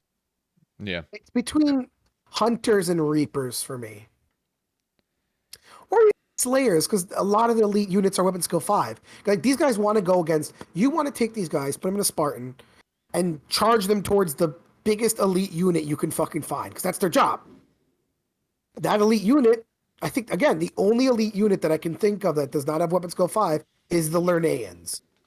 There's a few, but they're not like things come to mind. Melee. When I say when they have like good melee weapons, I think the Lernaeans are the only weapon skill 4 ones. So, like, in order, I'd probably go Reaper of Host is my first, Hunters is my second, and Slayers is my third. That's what I would say. I think I agree with that. Reapers is useful because I don't care what I'm fighting, I'll be able to get some bonus out of it. Whatever I charge, I can assuming I don't roll like the worst possible charge Unless ever. you're I barely facing make it. a If I get a reasonable charge, I'll get some sort of bonus. Hunters of Beasts is useful because if you're going against something high toughness, these guys can then be the one that help go against it.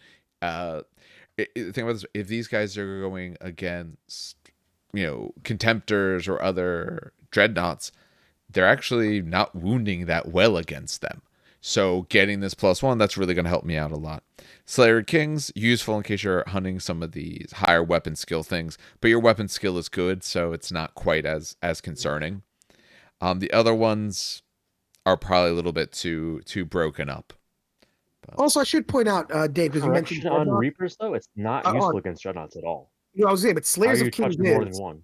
I should point out, yes, because they are weapon skill 5. So this Slayer of Kings, I would go Slayers, Hunters, Reapers, or Slayers, Reapers, Hunters. Like Reapers and Hunters are on the same level for me. This is a hard choice. Slayers is probably the default. Like that's what I would default to. That's good rule design. If we're having a hard time figuring out which one we like more, that's fucking good rule design, in my opinion. Among only half, but yes. Well, no, because I do like the leadership one. I do like I'm telling you, man, I failed so many leadership 9 tests. Only remember the ones you fail. When you charge. Yes, I know. My custodians have run away. Not swept ever, thank God.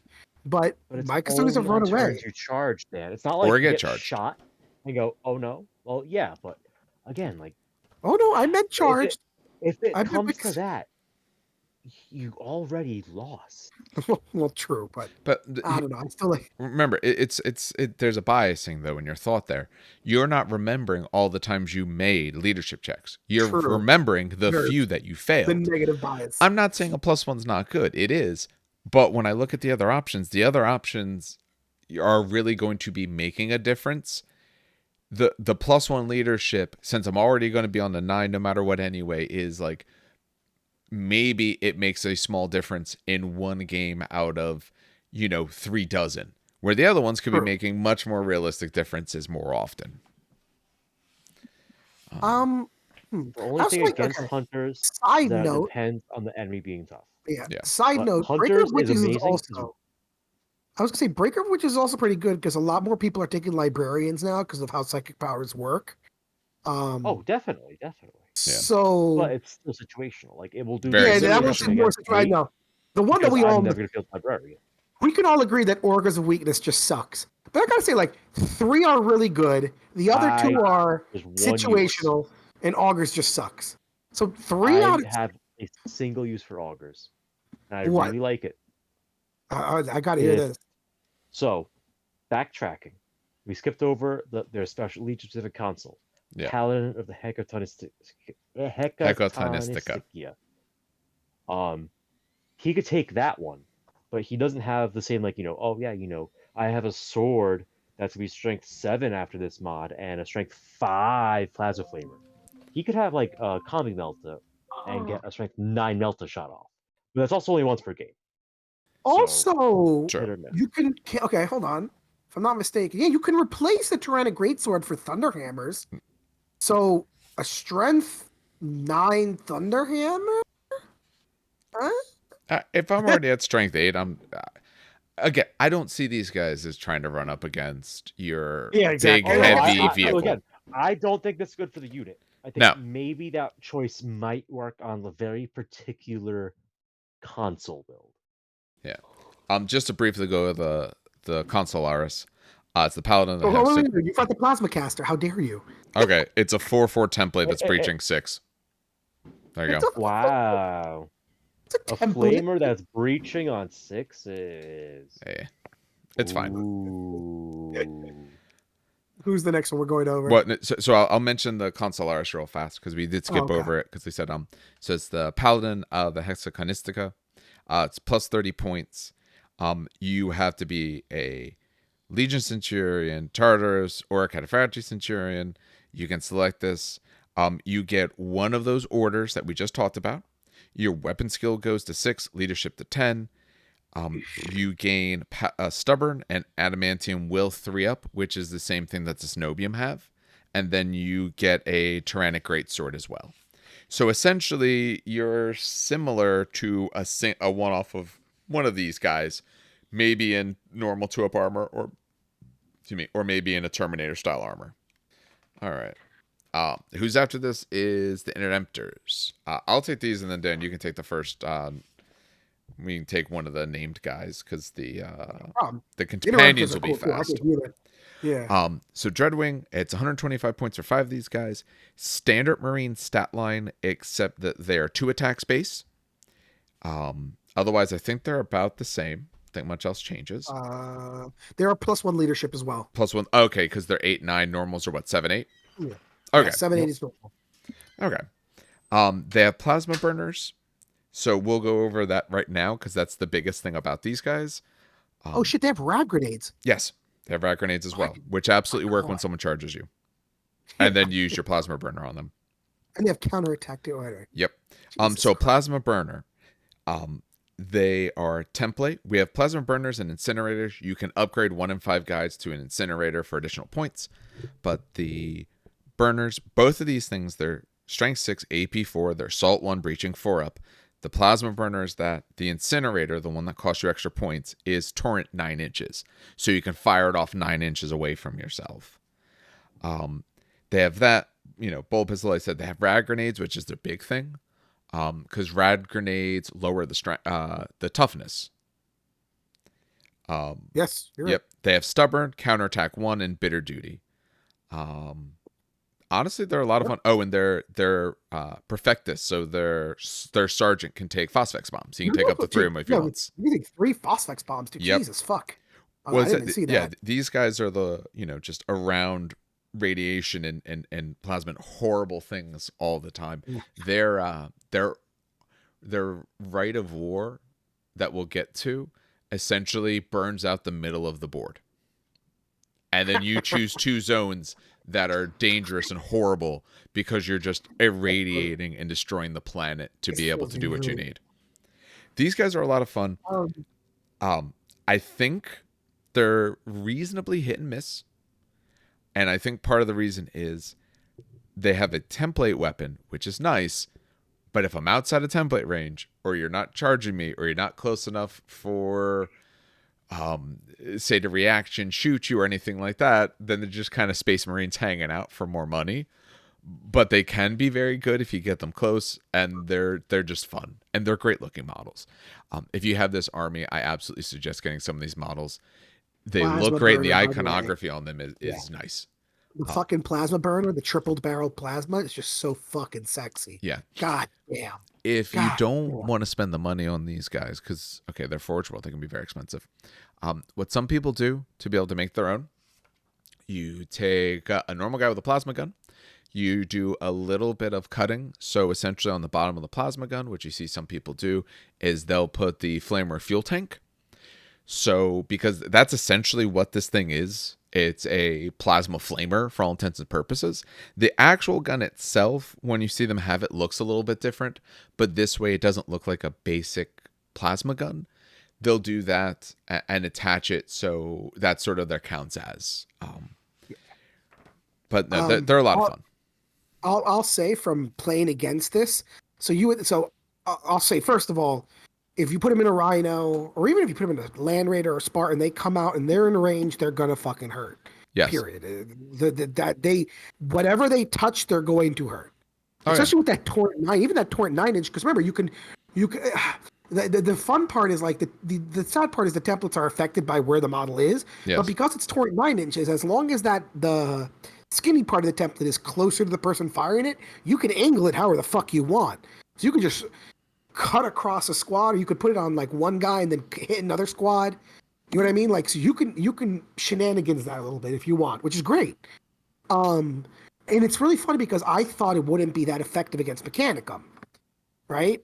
Because it's such a low model count army. But I think it took you, 1.5 turns to kill my 4th Thalax? Not even? Yes.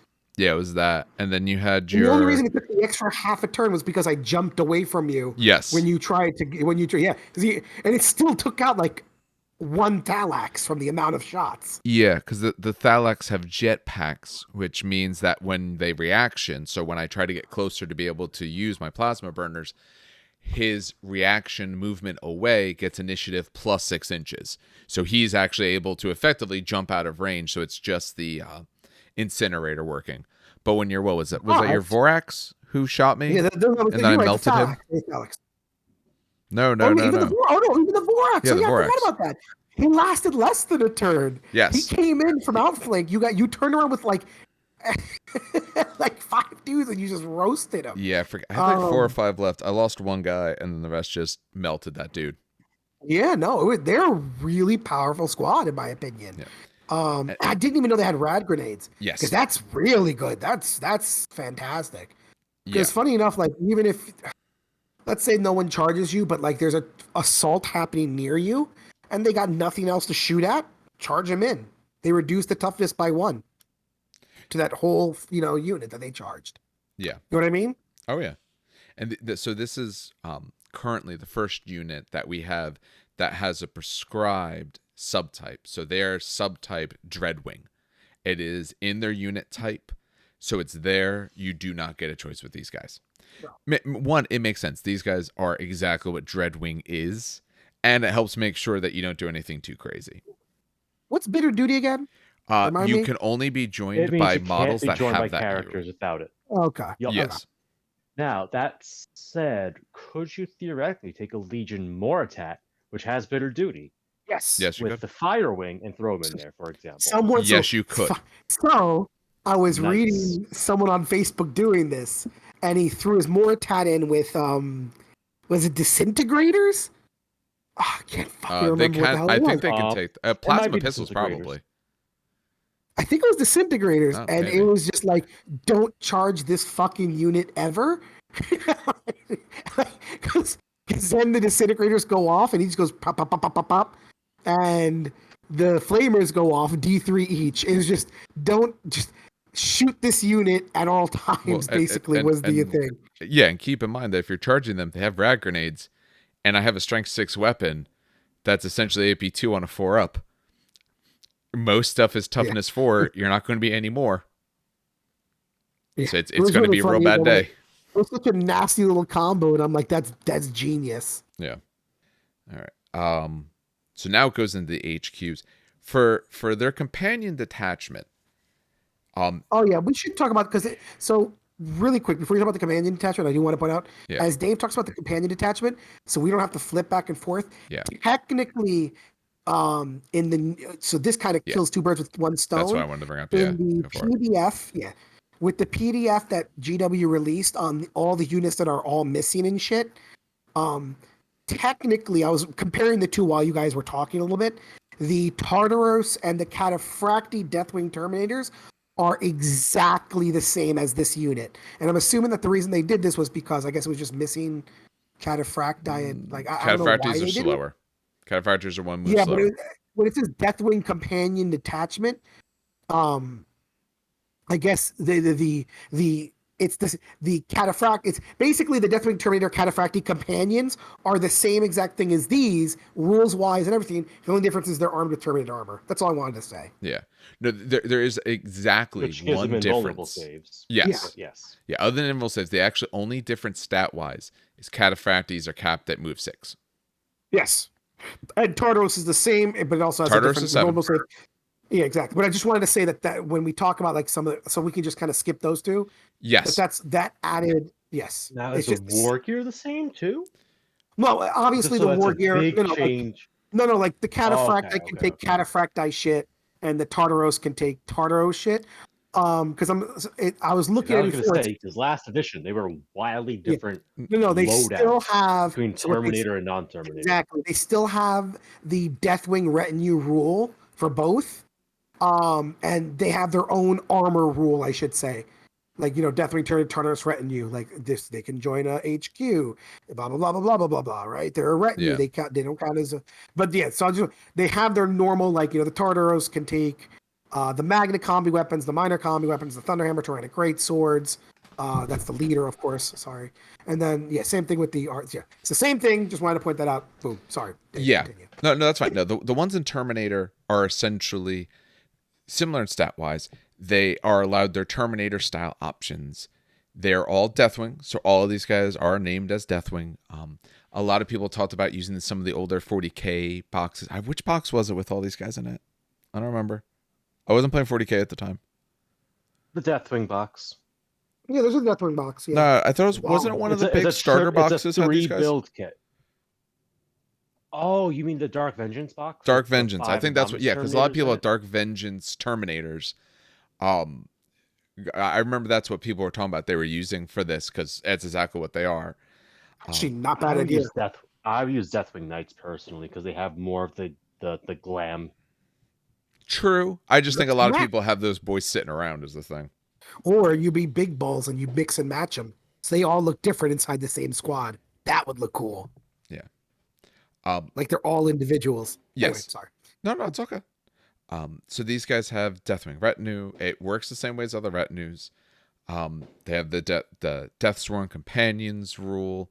The other ones have it, same sort of thing. So essentially, you get to ignore precision strikes, precision shots, sniper, and you can always allocate the wounds the way you want. This is very common for retinue type units. The big difference is the companion detachment. So essentially, the guys not in Terminator armor, the one thing that they get different, well, main thing, they have some little weapon options differences, but the main difference they get is the Cytheron pattern Aegis. This is how many? Oh, they can take jump packs if you want. I don't know any jump packs. It replaces a bolter. There it goes. Yeah, they exchange a bolter for 10 points for this thing. So it can be used one of two ways. I'll just go through this real fast. It can give the bearer, so whoever has a 4-up invul save against shooting, 5-up invul melee, or you can deploy it. You put it down at the end of your movement phase. Talks about like the ways in which you can do it in terms of vehicles, stuff like that. While deployed, the entire unit gains a 4-up invul save against shooting, 5-up invul save against melee, and any enemy models engaged with a model from the Deathwing Companions detachment in the assault have their initiative reduced by -1. However, while deployed, the model equipped with the Cytheron pattern Aegis may not make any attacks in any phase or as part of any reaction because they're working on this thing. The controller player may choose to end the deployment at the start of any of the following movement phases, or if the number of those equipped models and units drop below 2, the effect immediately ends. So essentially you put this down, you get some bonuses, you can keep it there or pick it back up. But if there's only one guy left, you no longer get the effect. Because he has to drop below 2. So if he's the last dude standing, minimum the effect is done. 20 points. Yes. You need yeah. Well, no, not minimum 20 points. Well, because each one is 10, and if you need 2, 20. Oh, yeah. Oh, yes. Oh, my apologies. Yeah, I noticed the number of the Aegis equipped models in the unit drop below 2. So yeah, you have to change out 2 of them, which that means 2 of them aren't doing anything. That just doesn't sound. That's good if it's not appealing. It's no. Not. If you have a lot of big shots coming in or something like that, or you're waiting to receive the charge with your independent character hanging out in there, okay, yeah. Yeah, I was gonna say if you're getting a charge from like a big 20-man unit blob, making them initiative 3, and then having the rest of your dudes attack with their fucking Calibanite Warblades, that's not bad. Because they're all initiative 4, you know what I mean? So now the people coming in are initiative 3, that's not bad. You kill them before they can attack you. True. And you have your independent character in there as well, because that's the whole reason you're taking the retinue. It's not so bad. You have someone who's good. I can't think of anything that I can pair this with or do anything with, but I'm sure someone smarter than I can figure out like some really cool like patterns or some really cool like combo that can go with this. Now, I don't think, because I just reread the Deathwing retinue. Obviously, the retinue is Deathwing, no matter what version you take. But the character that goes with them, I don't think is Death. It doesn't have to be Deathwing. The Oathbearer, you mean? Or the actual like independent character? The independent character. I don't think so. No. At least one of the models. And my favorite part of the podcast is when Dan reads too quickly out No, he loud. doesn't have to be Deathwing. Huh? He does not have to be Deathwing. No. That at least that makes it interesting. I have a unit of these guys, so maybe I'll take them at some point. But like I said, if you have some like, so I know we were looking at like these guys with the Calibanite Warblades, but I kind of like them with Cataphracti because sticking your independent character with a bunch of Cataphracti that are 2 wounds and a 4-up and vulnerable save, that's not bad. I mean, I'm not gonna like, you know what I mean? Oh, actually, here's the fun part. So I apologize. I made a slight mistake, Dave. okay. So again, I'm going to the PDF of all the stuff. Yeah, I got it open on my computer. Cataphracti, any model can exchange your Calibanite Warblade for a Tyrannic Greatsword. Yeah. So you can have an entire Cataphracti squad for free. So you could have 240 points, all with Tyrannic Greatswords and combi bolters protecting your independent character. I mean, that's not bad. You don't keep them with Calibanite Warblades. You put them with Tyrannic Greatswords or maybe Power Fists to be able to get the extra bump in strength or something like that. True, but because the Calibanite Warblade is absolutely worse than his Tyrannic Greatsword in every way. No, but what I'm saying is I thought it could only be like the leader can take the Tyrannic, is what I thought. No, all of them can take Tyrannics. That's not bad. Yes. For 240 points, 5 dudes, add weapon skill 5, 2 or 3 attacks, leadership 8-9, 2 up, 4 up with Tyrannic Greatswords. That's not bad. At that level, they're essentially Cenobium without the extra, but they protect the guy. Cenobium. Yeah, the discount Cenobium, but they're, in my opinion, not better than Cenobium, but they fulfill a different role because you can't snipe someone out. True. They're not bad. Your independent character now ignores precision strikes, precision shots, and sniper rules, which is a really important thing because a lot of people are taking sniper to do that. You know what's interesting? I don't have the models in front of me because I haven't built them yet. They're I think in the bathroom because I still have to give them their bath. Yeah, they're waiting for that. But I think the models, they all come with shields. No, some of them come with shields. You got what? 2 guys with shields. 2 dudes with shields. 1 guy's got double hand. They gave them a variety of weapons and all, which is cool. 1 guy definitely has a Tyrannic Greatsword because he's got a 2-handed blade. But 2 of them have shields. Do they take shields? Is a Tyrannic Greatsword 2-handed? Tyrannic Greatsword is 2-handed. I don't see any shield options. Nope, neither do I. Here. But 2 of these boys got shields. Like, are we talking like actual? Not the Terminators. No, not the Terminator ones. He's talking about the regular boys. Yeah, the regular boys. 2 of them got shields. 1 guy's got what looks like I would say is a plasma pistol. You know what I hear? I hear that those. I hear bits. That's what I hear. No, I'm going to assemble them that way because they look cool. Because I don't know if I have spare arms. Maybe not. But I'm fine assembling that way and just saying like the shields are just because they're cool. I'm not huge on shields in this edition anyway. But yeah, look at them. Yeah, 2 of them have shields and there's no shield option. All right. I mean, before we go to HQ, I just want to check something. This already is HQ, but go ahead. No, but I'm like specialized HQ because that's the last one, right before the specials. Yes. Oh, the rest is all named characters. Yeah. Yeah, I just want to see if.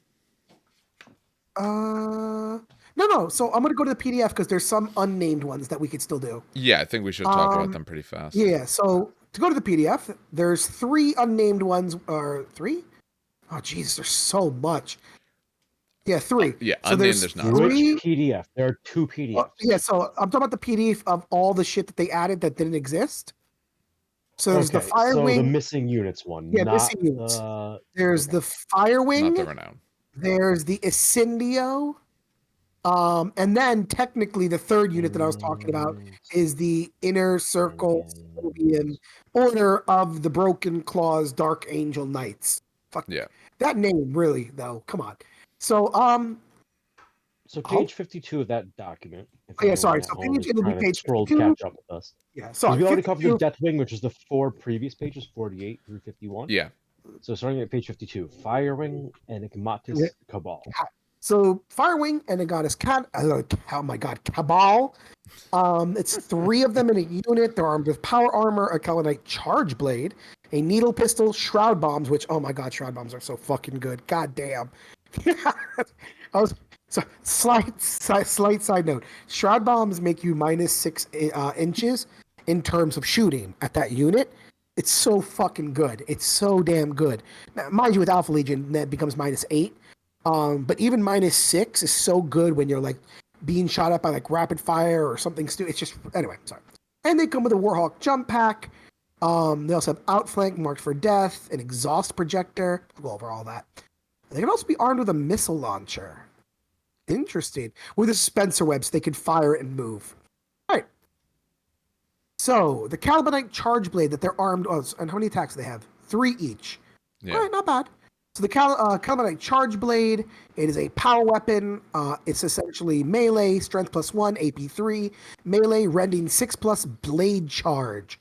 So, once per battle, the unit that is included with this these blades may do this in the start of the assault phase. For the duration of that phase, so the assault phase, the attacks made by all units, all the people, oh my god, made by all models in the unit with the weapon with the blade charge special rule gain the rending 3-up special rule in addition to any other effects the weapons may have. This does not replace or improve any versions of rending that possessed by the unit. Okay. So it's not bad. So they become, for one assault phase, they become rending 3. Yeah, okay. when you charge them in with a +1 attack, because there's only 3 guys for 150 points, and you cannot take more.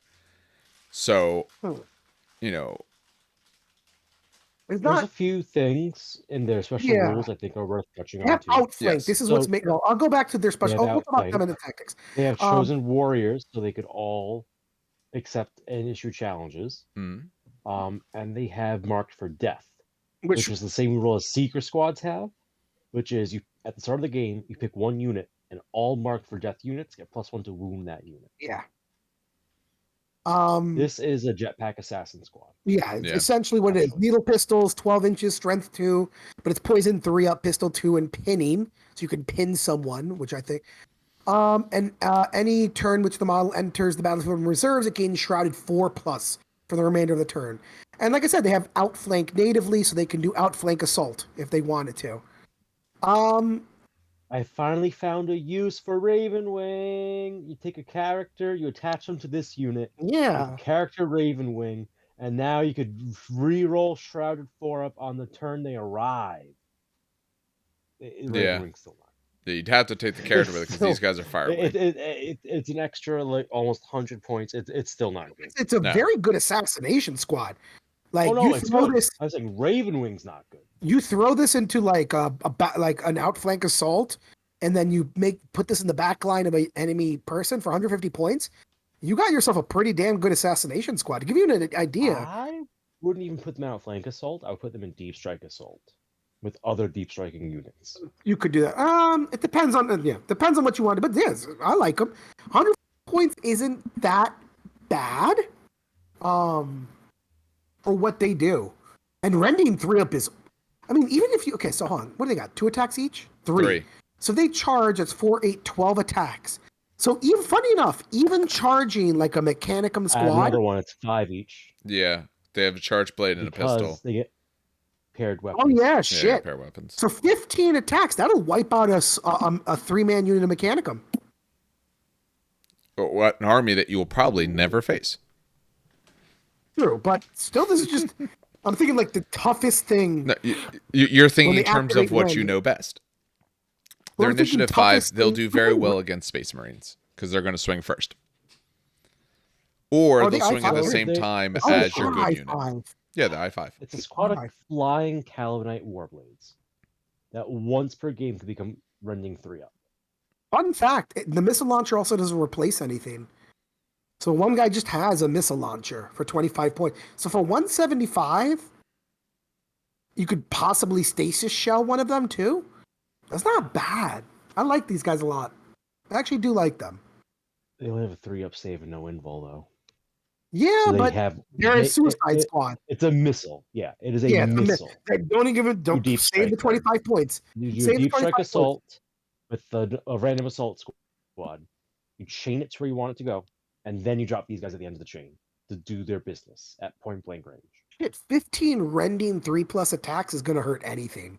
But they will also die if they fail 6 3-up saves. hitting on 3s. Although they do have a 4-up shroud, which is damage negation. What is when they show up. what's their? Do they have? Oh, they do. They have Firewing, obviously. What is Firewing again?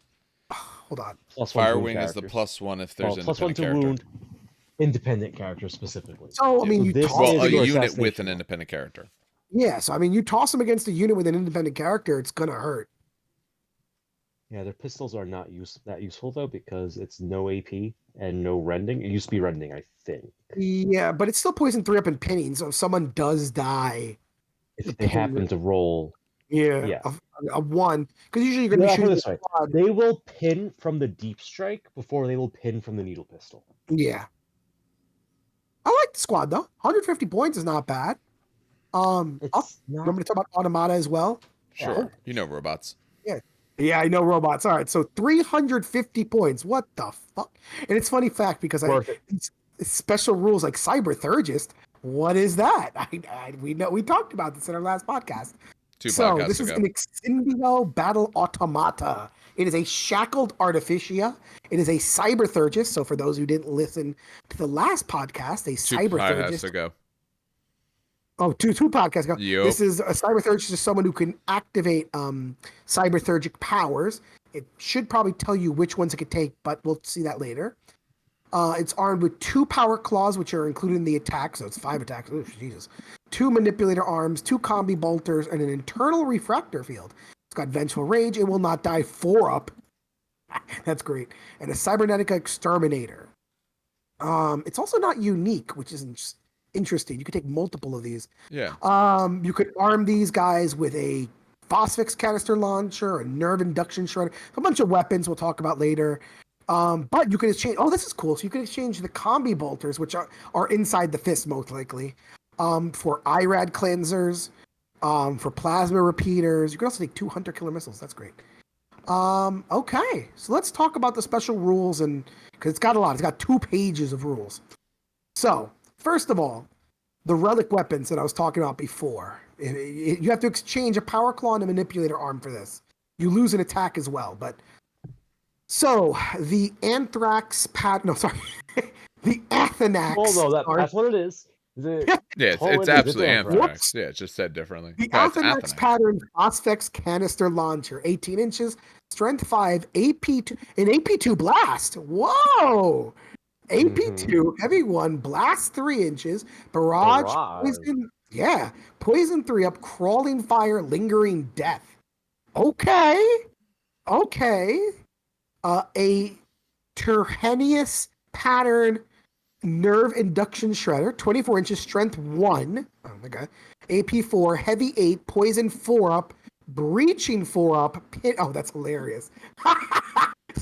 If it hurts you, it hurts you. What the fuck? That's great. A Megaron pattern adamantic pulse cannon. 24 inches, strength 8, AP2, heavy 2, lance, and shock pulse. A Cytheran pattern graviton flux projector template. Its strength is nothing because it probably has graviton collapse. It does. AP4. Its heavy 1, graviton collapse. Torsion crusher, ignores cover, concussive 1. Ooh, okay. So let's, before we even get to the rest of this shit, let's just talk about the weapons before we even get to the rest of them. These weapons are tough. These are upgrades that replace the melee options. Yep. Yes, one of the melee weapons. So just to make sure it's clear, it's just like skill 5, so it's hitting on 2s with these things. So that nerve induction shredder, that's how you pin a unit. Because that 8 shots is probably going to be 6-7 hits. 7 hits becomes like 3 dead. Yeah. That'll force a pin check, all right. Or just fucking. How about the strength 5 AP2 3-inch blast? If someone doesn't space out, you just poop that. Oh, I love that too. I love that one too. It's barrage too, which is just funny on each weapon. Strength 8 AP2 lance shock pulse. So literally anything with not a flare shield gets glanced on a 4, penned on a 5/6, and if you pen it on a but it doesn't have a. It's gonna be a 6 by default. Yeah, that's never mind then. not bad. It'll nuke a Terminator, but Here's the fun part. Even the fucking Graviton Collapse Torsion Crusher one is really good for a template weapon. They're all really good. I much prefer of these. I think I like the nerve induction shredder best. Honestly, I would be tempted to throw one of these with 2 and just see what it does. I think it works well. I think the pinning works well with the rest of your army. But honestly, a Barrage Strength 5 AP2 Blast 3-inch with Crawling Fire and Lingering Death, that's also pretty damn fucking powerful. Oh, yeah. I'm trying to figure out what the fuck this robot is, by the way. It is Dark Age Automata. It has no visual does it look like a Thanatar? Does it look like a Castellax? It's going to be roughly Contemptor size. Because toughness 7, wound 6. Okay, that makes sense. Okay. Because I'm trying to figure out what the fuck this thing is. All right. What about you, Dave? Which weapon do you like? Maybe an 80 base. The weapons are good. I do like the Power Claw with the Manipulator Arm, because essentially he starts with 2 claws, starts with 2 Manipulator Arms. Yeah, his Power Claw, his Power Claw, it's 9-2, melee Brutal 2, which is good. And for the Manipulator Arms, for every Manipulator Arm he has, so essentially having the claw gives him Manipulator Arm, he can make 1 extra attack. It's at +1 strength, so strength 8, AP2, and it's a melee lance. So he has a good chance at going through vehicles and all. If I was doing this guy, I think I'd take him with one of those, because I've seen what happens. When I look at the other weapons, they're 24-inch. Yeah, they're 24-inch or 18 or template, which means this guy's going to get reasonably close. And if you don't have some sort of fist and you get charged, you're stuck. You're not really going to do much of anything. So I like him probably with the Phosphex launcher, because I'm just liking the idea of nuking the middle of the board, because it's the only way to be sure. With a Power Claw to handle anything else that gets closer to you, because I'm going to be within 18 inches. And there's strength 8 too, like strength 8 and strength 9, so that will instant death someone. Yes. Yeah. So Power Claw it's a slightly less punchy Dreadnought this, because it's Brutal 2 instead of Brutal 3. Yes. It's got 5 attacks. Like fuck. Well, he'll be 4 attacks if you replace 4 plus the Manipulator. Yeah, which is still good. So at the end of the day, it's still going to be 5 attacks at either 8 or 9 strength. Yeah. AP2 melee might not be Brutal 2 on all of them, but so at this point, I don't know if it's worth 350, but there is more. Well, it gets better. Hold on, I'll tell you why it's worth 350 in a second. So give me a second here. So the internal refractor field is a 5-up invulnerable save. In addition, when the model loses its last wound, every model within D6 plus 4 suffer a strength 8 hit. So a bigger explosion. By the way, Steve, anything with an automatic deflector automatically blows up, correct? There's no roll for it. So Dave, remember when my robots were all dying? Yeah. They all have automatic deflectors. Oh, okay. All right, we know for the future then. Yeah, I had no idea. I did not. So now I know that not to bunch up my units. No, that's really. I was like, oh shit. All right. Deflectors are the strength 6 explosions. No, automatic still strength 8. No, the Contemptor one's 8. The box not one is 6. Okay. So yours might be 6s. No, the automatic. We it says automatic.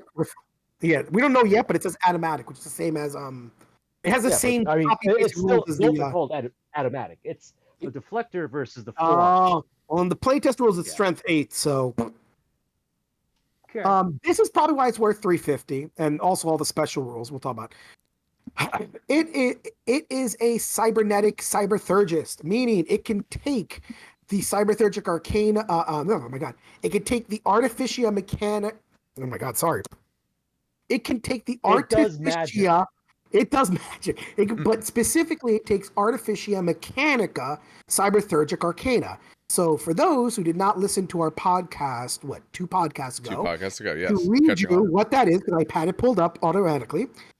Basically, Steve, it works like psychic powers. You get 1 auto power, or you can test for a boosted version of that power, and then you also have a weapon that you have to test for to shoot, okay? So first of all, it's psychic power. I'm just going to call it it's Cyberthurgic power. It can basically make a battlesmith roll on itself. So it heals a wound. on a 3-up, essentially. Right? If you test, it heals 2 wounds on a 3-up. Okay? So not bad. If you roll 2 3s and you heal 2 wounds, right? That's not bad.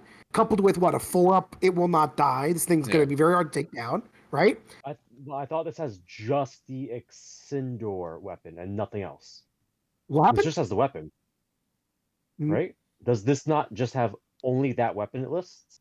It's weird. Yeah. Okay, so it has the Adamantis Exindor Cyberthurgic weapon from the Artificial Mechanic Cyberthurgic Arcana found on page 94. But may not select any other Cyberthurgic Arcana. So I guess it can't do the Rite? No, it sounds like it just has the weapon. Has the weapon. Okay, so then the weapon is... And if you read Fluff, it's a scrap... Basically, it's spitting out scrap code itself. Oh, that's what it is. So yeah, Assault D6 Haywire data gen, which means it can only work against vehicles. So it's an Assault D6 Haywire weapon at 12 inches. That's not bad. Not bad. It has Vengeful Rage... So during the let me see here. At the end of the turn, all that text is relevant. No, I'm gonna summarize. So basically, if it suffers 1 or more unsaved wounds, it takes a leadership test. If it what's its leadership? 10? 9. 9. Okay. So not bad. Not bad. If the test is failed, it enters Vengeful Rage, which, funny enough, I think is basically protocols. Let me just check. During the movement. Okay, that's the only difference. Yeah. Well, but it moves to friendly count for certain friend things. Or foe. For certain things. It will smash whatever's closest to it. Yeah, during the movement phase, it must move towards the nearest friendly or enemy unit. If no one is visible or someone equidistant, you can choose. During the shooting phase, it must shoot whoever is closer, friendly or enemy. And during the assault phase, it also assaults the closest. And you can treat it when it's going through rage. You the same side can treat it as enemy. Yeah, exactly. So you can actually, if it's got like 1 wound left and it's going to hurt you, you can finish it off if you need to. Yeah, finish it off. Shackled Artificia. Short version, it's a dreadnought. Same. Yep, it's a dreadnought. It's almost exactly a dreadnought, but it's not a dreadnought, so none of your dreadnought rules work against it. I mean, do you have Rage 2 and... of your Automata rules work against it. Yeah, I was going to say, does a dreadnought have Fearless Rage 2 and Hatred Everything? It has... Oh, not all of it, but most of it. So as a baseline, it's a dreadnought. Okay. It has all the dreadnought stuff plus rage and hate. Let him say the plus part. Dave, calm down. He's saying the plus. Plus rage, so when it charges, it gets 2 additional attacks, so long as the charge is not disordered. Yeah. So and now you jump everything on the first round of combat. That's still reroll hits first round of combat, right? Yeah. Hatred Everything is you reroll everything in the first round of combat. Yep, all your hits. Fire all your weapons. That's the standard dreadnought one. Fire heavy ordnance. Also, wait, Hatred also works on shooting, by the way. I should put out Hatred also works on everything. Yes, it does. So technically, you reroll your hits on that's preferred enemy. Never mind. What am I talking about? Yeah, I was gonna say like that. That does not sound right. Yeah, wait, hold on. I'm thinking preferred enemy. Yeah. And then the rest of it is just standard dreadnought stuff. Any Legion Tech Marine or Legio It's never scoring, but it is denial. Yeah. And then last, it has a rule that unlocks Wargear for other models in your list. Yeah. So if you can take any Legion Tech Marine or Legion Centurion with a Legion Forge Lord console upgrade, may be selected as part of the same detachment as the Automata, may take a kill switch for 5+ points. A model equipped with a kill switch may inflict D6 wounds on a friendly model with the Shackled Artificer special rule, as long as they're within 12 inches. No save of any kind can be taken against these wounds. It counts as a shooting attack. If the use of this kill switch kills... Okay, so you get no kill points if I do this. All right, that's fucking hilarious. If it's on its last wound and it's going to kill me, kill it. Yep. Or... I say correctly, because it counts as a shooting attack, you could use this as a reaction as well. No, it's during your turn. So if your own robot... If it's during your own turn. Oh, is it? I just scrolled Pat away from it. Now I gotta go back. Why do you gotta ask things this counts as shooting attack. Dan, read to yourself. Read to yourself. Yeah, no, so it doesn't say in your turn. So yes, you could technically react with it when he comes at you. It's gonna eat me. Robot, go bye-bye. Listen, for tree fitty points, right? For tree fitty, I still like this thing. Like it does what it does. I love it. And also, I think the most important thing about this unit is you could absolutely throw it in a Dreadnought drop pod. more Cryptus Assault Claw. Also, so did you not notice that it's weapon skill 6? No, we saw. Oh no, I saw that. Yeah, we saw what that. The fuck? I thought it was weapon skill 5. What the fuck? Dan, you come from Mechanicus land. Your shit's just servitors and bigger bodies. What shit, man? Can I fucking take this? AI. The fuck is this shit? Can I have this? Can I have this, please? Heresy to the max. Oh my god, I want this in my list. All of a sudden, please Dan give. Have tiny Dark Angels out detachment in every list he runs. Yeah. Every last one of them. I will ally in Dark Angels just to fucking take this asshole. No, but in all seriousness, for Tree Fitty, I like him. He's expensive, but there is a reason he's expensive. Yeah. He's probably honestly worth like 275 to 300 and has his tax thrown on top. Yeah, well, the tax is the ability to do haywire. And like and the fact maybe. Also, I wouldn't even give him a gun. Mostly a dreadnought. Fuck it, don't even give him a gun at this point, dude. Don't give him a gun. Make him charge and do 7 fucking attacks plus 2. 7 attacks with his claws, and then 2 more attacks with his little manipulator arms. Who gives a shit? You know what I picture when I think of this thing? I think of the Kaban machine from the Mechanicum book. Remember the ones, the shredded things out the 3 heads, tentacles everywhere? Yep. That'd be a great way to model this, but it's open. I wonder if someone has. Hold on. So I'm sure someone has. Who wants to take the first special character while I Google this? I've also seen people convert this out of a Domitar with Killacan arms, I think. That's great. Oh, this is cool. Nope, I'm doing this. Hold on. How do I save? Copy link address. Copy link address. Put this right here. I want it. I want it. That's what I'm doing. Look at that. No one else sees this, though. This is cool. So someone took, I just want to show you guys. Someone took a armature top. Yes. What the hell are those called?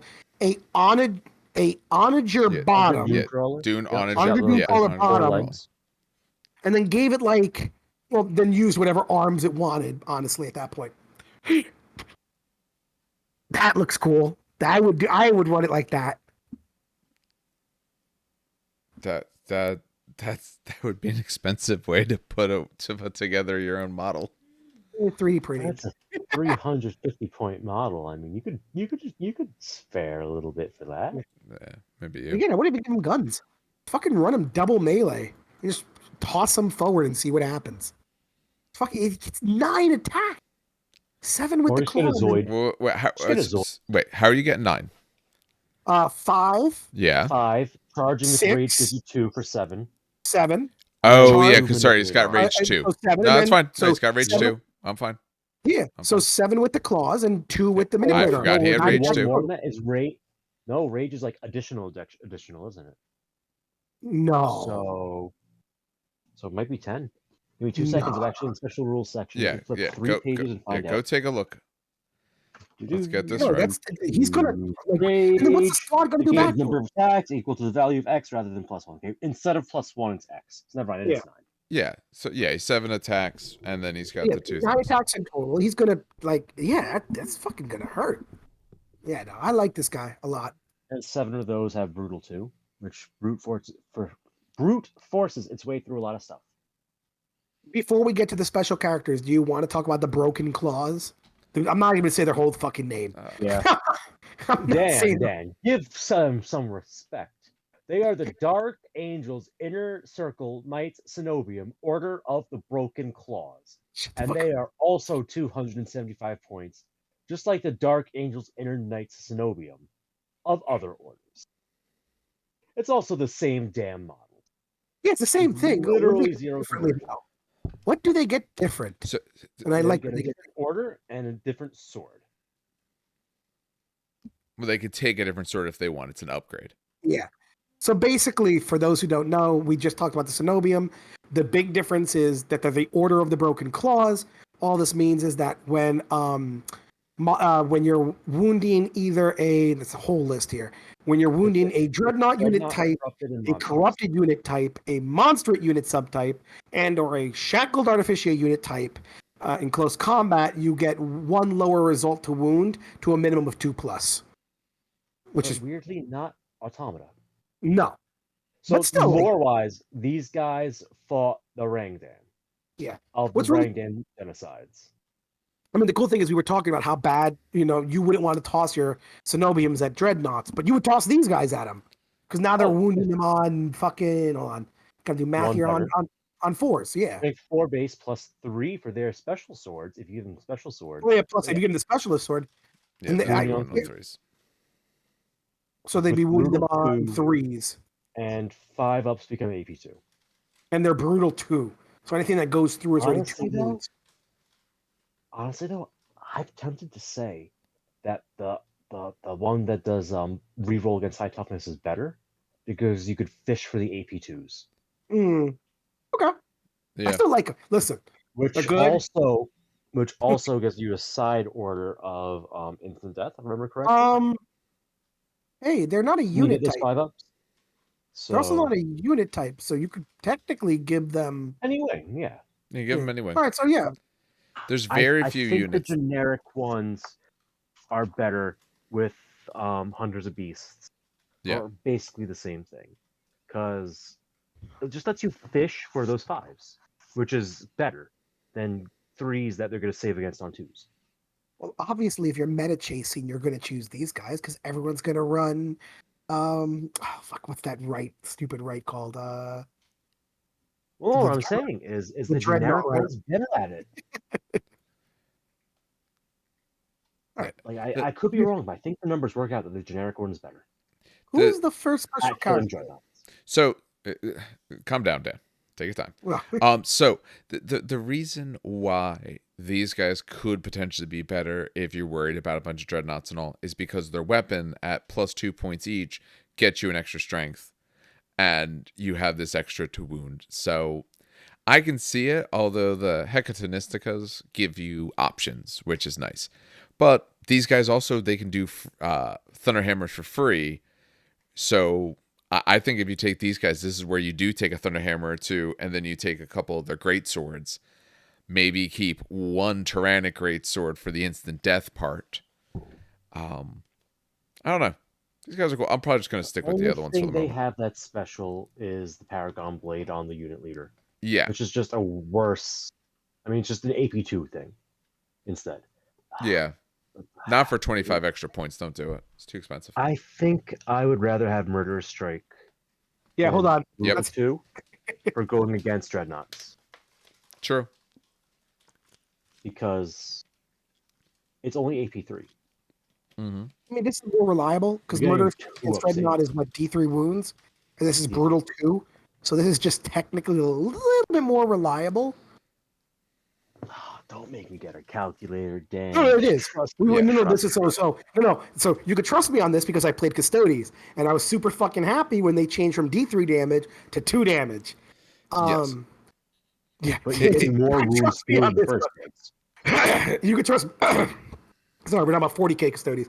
But yeah, no, Brutal 2 is more. It absolutely is more reliable. These guys more reliable. Without a doubt, these guys are better if you're worried about, say, a Dreadnought, say, Contemptor, because you have the better strength, you can get yourself an extra to wound, and you have, for a fact you have solid damage instead of potentially D3. Yeah, you could swing very heavy the other way, but, a little bit better if you swap out those weapons. But if you do want some of that, you can keep Tyrannic Greatswords. But that minus on the strength, really hurts going from. But it's better. But it's better because if you have the Hunters of Beasts, Dreadnoughts are toughness 6 or higher. So you reroll all failed wounds against them, which means you have a 55% chance of being AP2 Murderous Strike. Which pushes the Dreadnought from having a 2-up save to a 5-up save. But then the damage is only D3. D3 versus Brutal 2. Which is more reliable. Brutal 2, it's not more reliable when they're saving on a 2. Well, you're only saving on a 2 if... I can understand. If a 3 or 4 wounds, which is going to be half of your wounds. Oh, we're gonna have to... I don't want to do the calculations. We're not going to sit here and do it now. I'll do it later. Yeah. Yeah, we're not going to sit here and calculate it all out. I kind of want to do it just to be like... I will send you the math afterwards, and if you want to cut in Steve was right. Yeah. Absolutely. I'm not cutting anything in. Listen, okay. So I will start cutting it in when other people start doing the editing. So you have 15 attacks, right? You have 15. Sorry, not 15. You got 8, 9, 10, 11. Corswain. I think Dan said he wanted to do Corswain while I do Excel. Yeah. Do the math real quick. You do the math. I do Corswain. How about that? Go for it. Sounds like a fair deal to me. You do the math. He's doing it. Just go ahead. I'm so mad because I'm like, I feel like, okay, Corswain, 200 points. Corswain is a special character. He's also I think, David can correct me on this. I don't think he has a model. I want to say he's one of the few ones that don't have a model yet. Not a current one, no. I don't know if you have one before. Okay, that's what I thought. The other special character in the book has a model coming out, but this one I don't think does. People were surprised they kept him. Okay. So Corswain is 200 points, normal kind of big boy stats. Weapon skill 7. Well, that's a little higher for a special character, actually, believe it or not. Most special characters are 6, but let's go 5, 4 wounds, initiative 5, attacks 4. So everything else is pretty across the board. The weapon skill 7 is a little higher than most. If he is I'll talk about his Wargear in a second, his special rules in a second. He has precision strikes. That's kind of so if he's chosen as Warlord, he automatically has Marshal of the Crown, which I believe was if you see him, it's +1 leadership and an extra. He's Deathwing. Was that he's shooting phase? No, Deathwing should be assault. I'll check, assault? But I would be surprised if it wasn't assault phase. Page 152. Yeah, assault phase. Deathwing is your heavy guys for assaulting. So So he already comes pre-built with a Warlord trait that's already part of the Deathwing. So his melee weapon is called the Blade, right? Mm-hmm.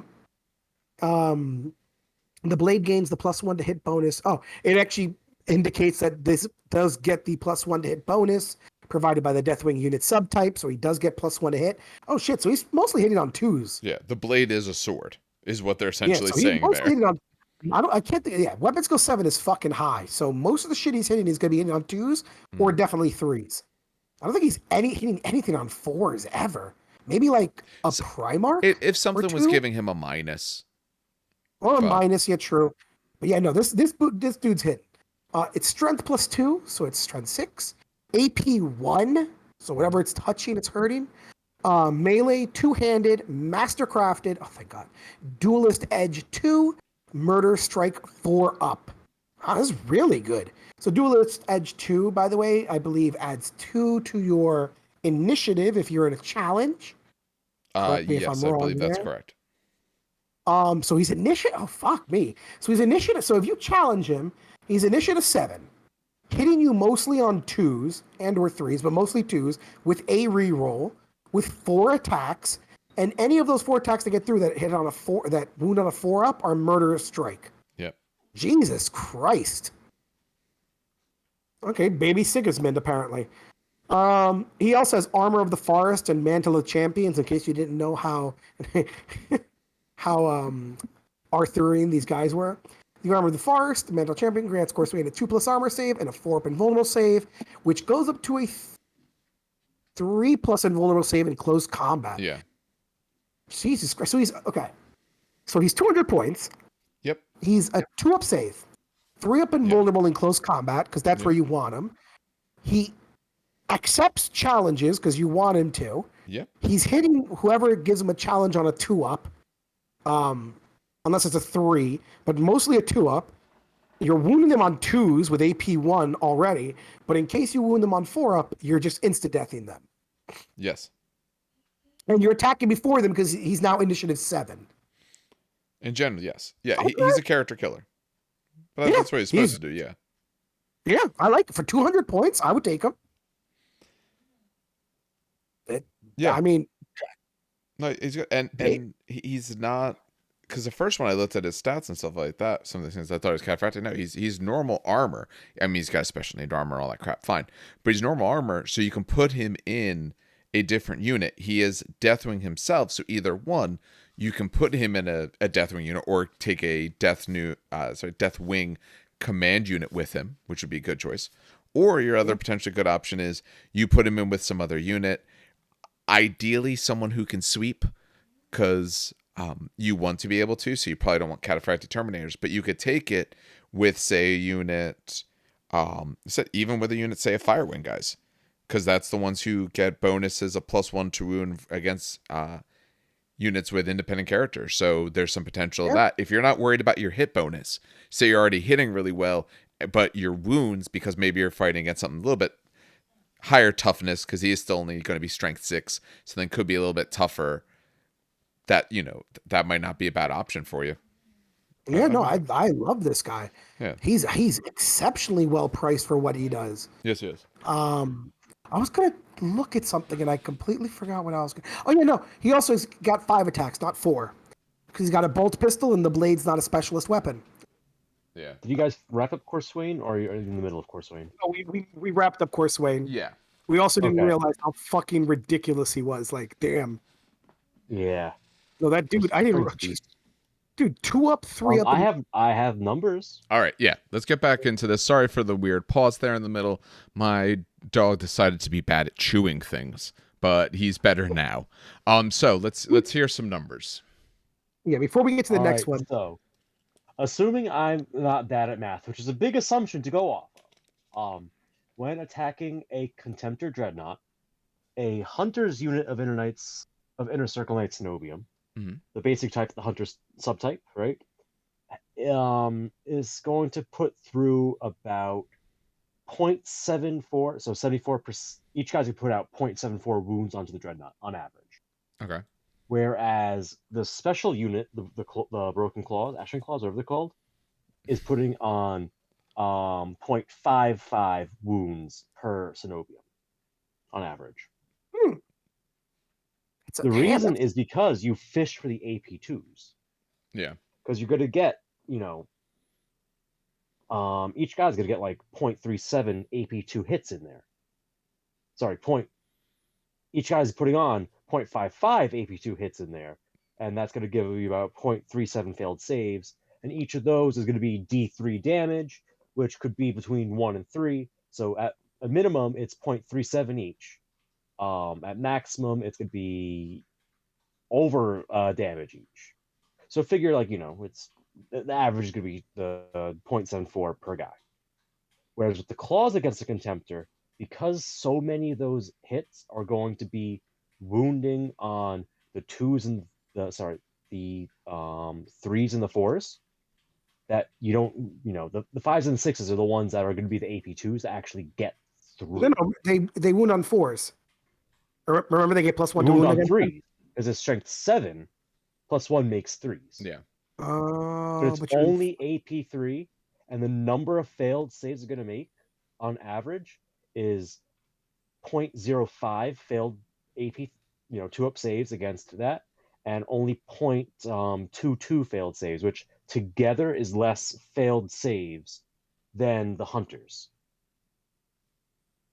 Although, how many wounds is a Contemptor, out of stupid curiosity? 6. So you only need 3. So here's the problem. The Dreadnought has to fail 6 saves there. The Dreadnought only has to fail 2 minimum. 2 minimum the other way. And those 2 will be 5-ups.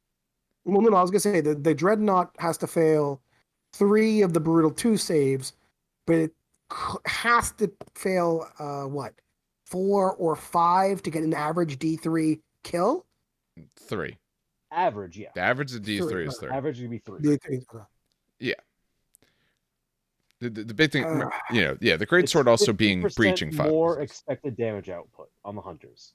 Now, if we set this up to a Leviathan, the Hunters are getting an average of 0.3 wounds on there, while the Claws are getting an average of 0.38 wounds on there. So the Claws are ever so slightly better getting Leviathan. Unless Murder Strike auto wounds, which I don't think it does. So, yeah. It's for me, coming from Custodes 8th edition into 9th and seeing what D3 damage did, I fucking hate randomized damage. But here's the thing, Dan. Okay, that's the only. Make it really clear why Hunters are just straight up better, because Hunters going into Custodes real 1s to wound. Very true. Yeah. Claws get nothing unless they're fighting. It's the D3 damage that's so unreliable for me. And the Hunters have a wider not only are they you can get statistically 5 better wounds against into a dreadnought. They also have a wider array of targets. Yeah, but it's true. That is true, though. I will give you that. Hunters are straight up better than claws. We did finish Corswain. Okay, which cool. is, to catch you up, I don't know if you were hearing us or not, is a fucking mod. I'm calling him baby Siggy. That's what I'm calling it. He's baby Siggy. He's insane. Like, anyway. We did not do Marduk Sedras, though. If you want to do that one, Dave, or Steve. I'll tell him. So he is getting a model. This is the... Okay. Yes, they showed us the model. It's 90% awesome. Yes. Yeah, he's got swords with swords on it. It's pretty cool. So he's 220 points. He is Dreadwing. Heavy as well, so that's of use to know. Weapon skill 6, which is good, plus skill 5. He's initiative 5, 4 attacks, leadership 10, 2 up. He has a plasma burner, which we talked before about what that weapon does. He comes stat with 3 Phosphex bombs and a grenade harness. And we'll go over some of his specials. So his Warlord trait, he has Preceptor of the Shattered Scepter. If he's the Warlord, he has that one automatically. What it says is, if he's the army's warlord, then a unit of Inner Circle Knight Cenobium may be selected as part of the same HQ choice. They are selected in all the same manners as a retinue squad. The retinue squad does not take up a 4 search slot and is part of the same unit as him. It must be deployed with him as part of the unit, and he may not voluntarily leave, so it's essentially retinue. However, if this option is selected, then no other unit may be selected for him using the retinue or Deathwing retinue special rules. In addition, an army with him as your warlord may take an additional reaction in the opponent player's assault phase as long as he's not removed as a casualty. So when you take him, he gets Inner Circle Knight Cenobium as a retinue squad. And for all intents and purposes, it is a retinue for him. So he can take some of your heaviest boys as his retinue. His special, so he has Ancient of War. At the start of battle, after deployment, but before the first turn has begun, the controlling player may select a single faction from the allies of in the Age of Darkness table, including either the Agents of Imperium or War Master that's represented in the enemy army, him and any friendly unit with the Legion Astartes Dark Angel special rule that have at least one model within 6 inches of him, or a model with a transport subtype on which he is embarked. When it's been deployed, but before the game turn, they gain preferred enemy of that faction for all models in the unit for the duration of the battle. If he's in reserves, it has no effect. So there's a lot of things here. Essentially, when you've deployed, but before the game begins, you pick a faction. And I will come back to this because this leads to a very interesting thing with that other warlord trait. You pick a faction, and any units that have at least one model within 6 inches of him, or if he's on a transport within 6 inches of transport, get preferred enemy versus that faction for the game. So if you put him with those Inner Circle Synobium, most likely in a Spartan, because that's what they can go in, anyone within 6 inches of your Spartan is going to have preferred enemy versus probably whatever the main force of your opponent is. Really good. That is very, very good. Yeah. That calls into question one thing, though. The Warlord trait we did before, Seneschal of the Keys, this one specifically says, after deployment before the first turn is being... I guess it talks about that because you have to be... Oh, and then you select which faction and stuff. But you need to know when to do it. Because the other one doesn't say, a timing. But that Warlord trait would be garbage if the timing wasn't when I at least see your army list. I think that should have said a little something extra, because this one specifically mentions... Exactly. And it needs to be more particular about the time, because you need to be able to measure to him, sure, but it's weird because this one is so particular about it. Yes. And the other one is not. Yeah. And again, I understand why this one is, but it would be nice if the other one was as well. Right. He has Regalia, the Shattered Scepter. It gives him 2 up armor save, 4 up invul. In addition, he automatically passes any dangerous terrain tests. That is actually very common for Dreadwing. One of their Rites of War has that same kind of thing. Yeah. It's my favorite melee weapon in the world. Yeah, the Death of Worlds. Oh yeah. He puts fragments of other swords onto the end of it. Yeah, it's the Berserk blade. Yeah. So its strength is +5. He is strength 4, so this is a strength 9, AP 2. It's melee, unwieldy, so he is striking initiative 1, two-handed, and has the Curse of Dead Worlds. You do not get invulnerable save. Invulnerable saves taken against this are reduced by -1 to a minimum of 6 up. So it's AP 2, which puts you on your invul, and your invul is 1 worse. Which is crazy. Now, you are unwieldy, so you're striking slow. So he's not great in challenges, depending on what they have, because he's going to strike initiative 1 unless they are as well. And cause, he's 4 wounds, but he's only toughness 4. So if they got a big weapon, he could get punked out as well. But he's great in a unit. Or he's with Cenobium. Any of them can take the challenge or challenge. One of them does the challenge. He works his way through the rest of the unit. Say you're going against Terminators, their invul saves are worse, or potentially very bad, or against another unit, they don't have them. Let the other guys be the ones to take all the hits for you. I like him. Honestly, I really, really like him a lot. He's not Corswain. He's not going to take a challenge and beat the shit out of someone. Yeah. No, he's not for challenges. That's not his job. But if you were saying, as the Cenobium takes the challenge from him and he swings into a 2-wound unit of Terminators, he'll just kill the Terminators. Yeah, because he is strength 9. And so you have a worse invul. You fail your invul, I'm just murdering you outright. Yeah. And they're 1 worse invul, so that's a 5 up or a 6 up invul. Which is Yeah. Yeah, I like it. And his ability to give preferred enemy like that is very useful. I'm a Spartan, by the way, which is amazing. Yeah. If you're taking this guy, you're probably going to take him with the Cenobium, because that's one of his whole special things to be able to do. He's Dreadwing. You can take the Cenobium as something else that would be useful for you. That means it'll give it to the vehicle as well, because they're the unit taking it as, say, a dedicated transport, because that's probably the way you're taking it. You can measure out from him, give a whole bunch of your army preferred enemy, and then just go have fun. I think we only have 2 special characters left, and then just the Rite of War. Yeah, so Rites of War we might not do. I mean, it's for the book. It's been a while. Yeah. But, yeah. Yes. 2 more special characters. All right. Well, Steve, you want to take the next guy?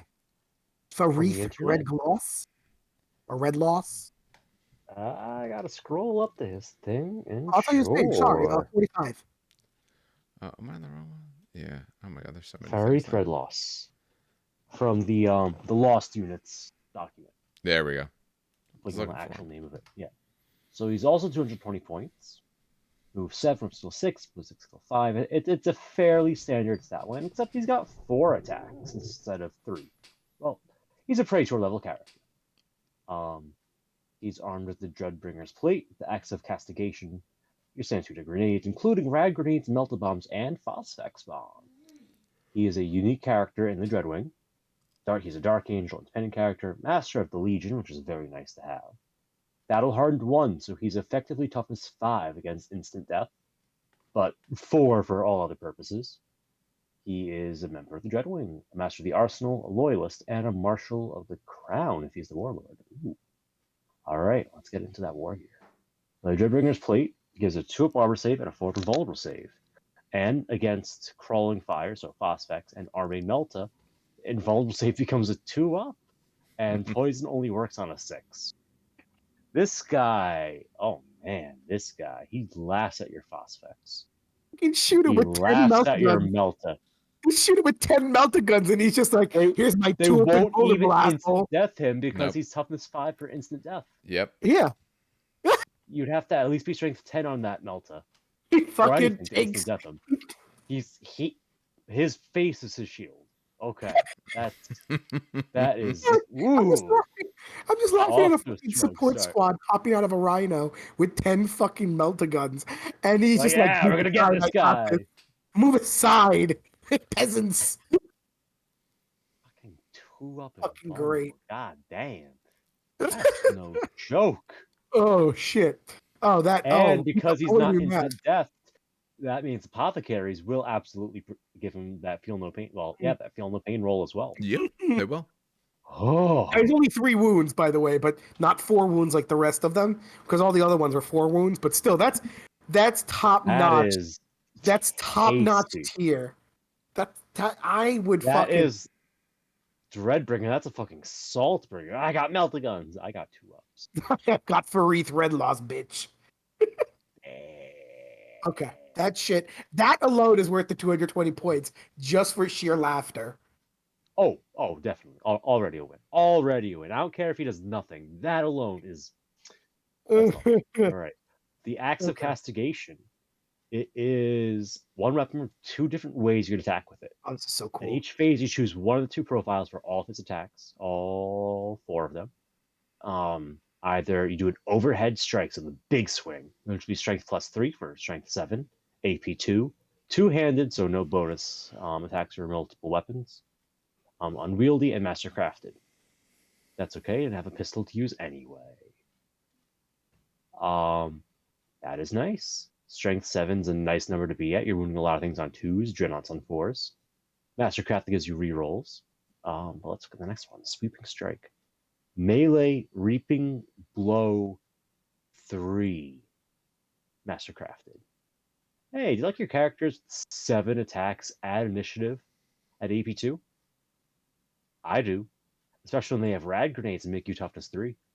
Mm-hmm. That is... Oh man, that's no joke. Yeah. That's no joke. Oh, he's good. This guy's the master of weapons. Yeah, they open up the vault for this boy. I was wondering why the hell he's got every grenade in the fucking armory. Yeah. And then I scroll down and I'm like, pistol? Yeah. That's the arsenal. What was I saying about him not having a pistol? Oh wait, he gets to pick something. Yeah. So you, at the start of the battle, not list writing, but the battle, you pick one of the 3 following weapons to use for that battle. You could have a neural shredder carbine, an adamantic pulse pistol, or a shard bolt pistol. And they all have, like planet names I'm not even going to bother trying to pronounce. So the neural shredder carbine is range 18, strength 1, AP 2.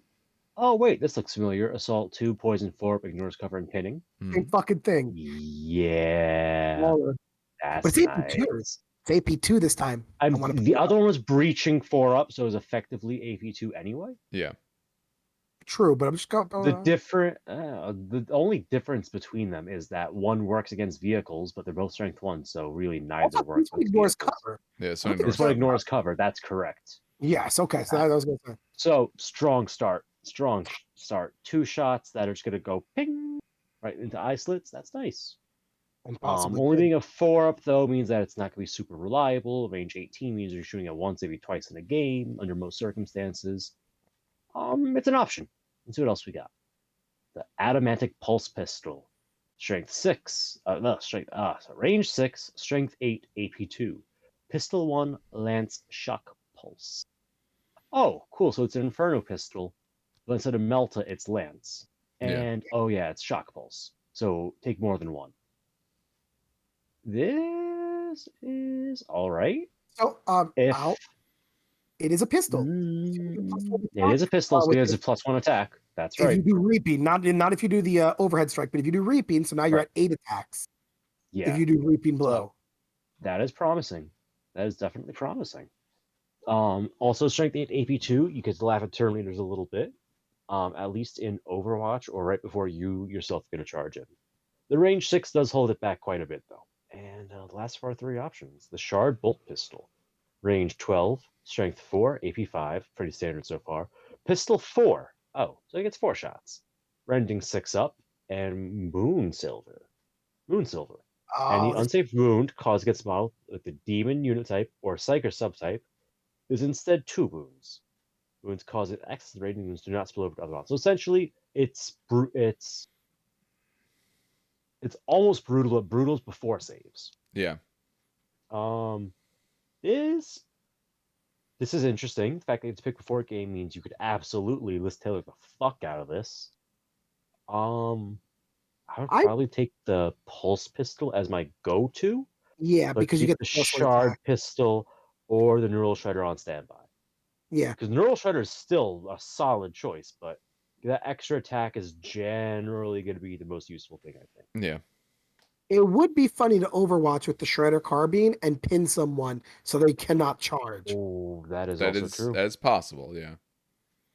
But I agree with the pulse pistol. The +1 attack that it gives the reaping blow, and the ability to just plink off a wound if you want. Yeah. Or instant death of Terminator. Yeah. Yeah, exactly. No, yeah. I would probably default to the Adamantic pulse pistol. See, this is what's cool about Dark Angels. They have all that forbidden technology or the technology that others just don't have access to. Yes. And you get to see like glimpses of what Dark Age humanity could do in these weapons. This is probably like a standard sidearm for Dark Age humans. This is cool. All right. We have one left? Yep. Yeah, Holguin. Holguin. Yeah, Holguin. You want to take him, Dave, or you want me to take him? Yeah, I'll go through Holguin. He's got a stupid name. He's cheap, though. He's only 150 points. Weapon skill 6, which is good. 4 wounds. Initiative 5, 4 attacks. Otherwise, pretty standard special guy stat line. He is Deathwing as well. Also heavy. Bulky 2. He's stubborn, relentless. He's a loyalist. All that kind of stuff. So, for his items, he's got Deathbringer's Aegis.